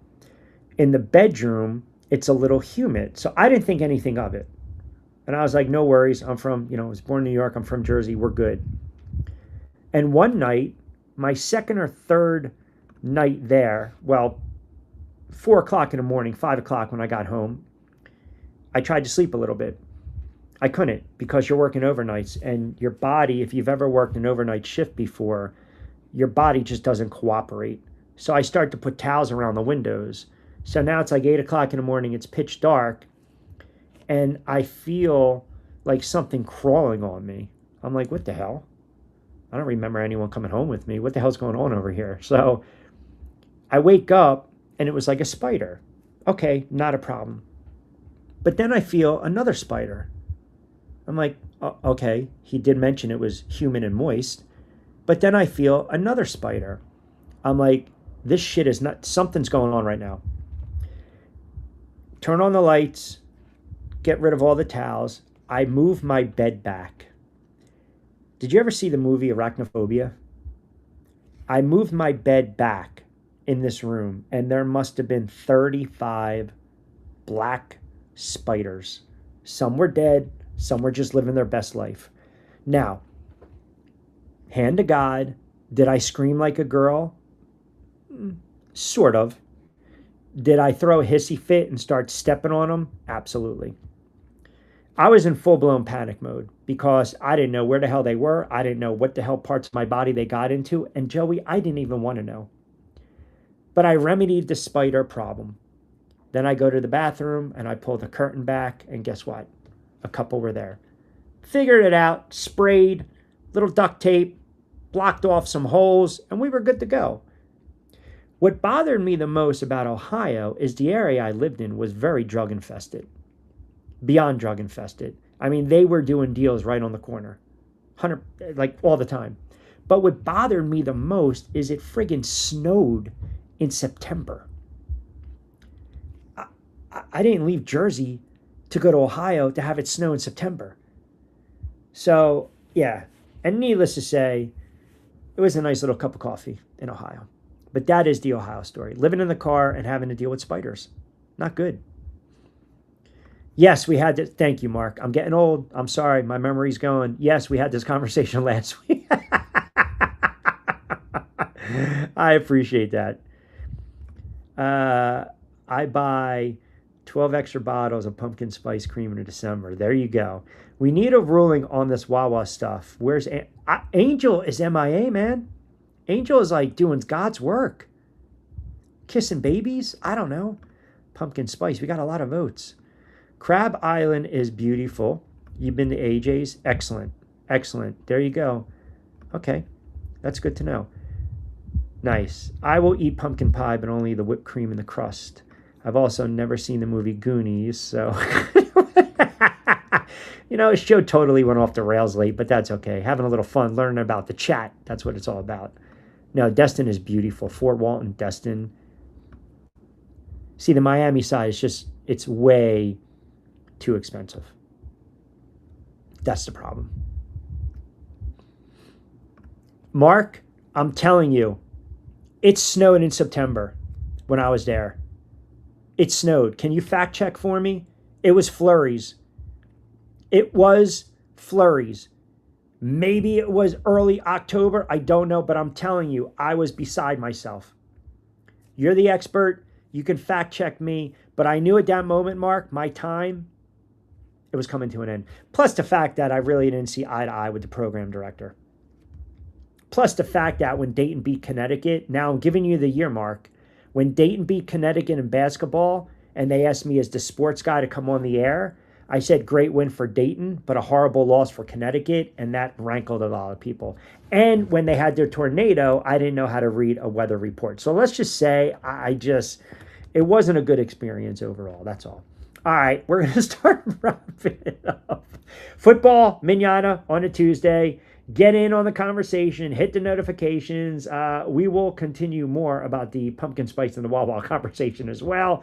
I love it. The Florida crowd listening, and that's fantastic.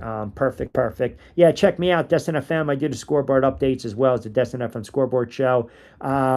You guys were great today. You hung for 2.5 hours. You guys are unbelievable. Thank you so much. Keep it locked in. Hit the notification. Subscribe, share, comment. Hit me up on social media. You can DM me all you want. Check out the videos on demand as well. Back at it on a Tuesday. A little NFL talk on a Tuesday edition of On Cue. As always, I'm Rich Quiñones. Thanks for tuning in. We're powered by our good friends over at Fresh Roasted, Sports 48, Destin FM, Play It Again Sports, and also our very good friends over at SR 1029 FM The Game. Have a good Monday. We'll talk to you mañana. Be safe, be sound. Hasta luego, buen día.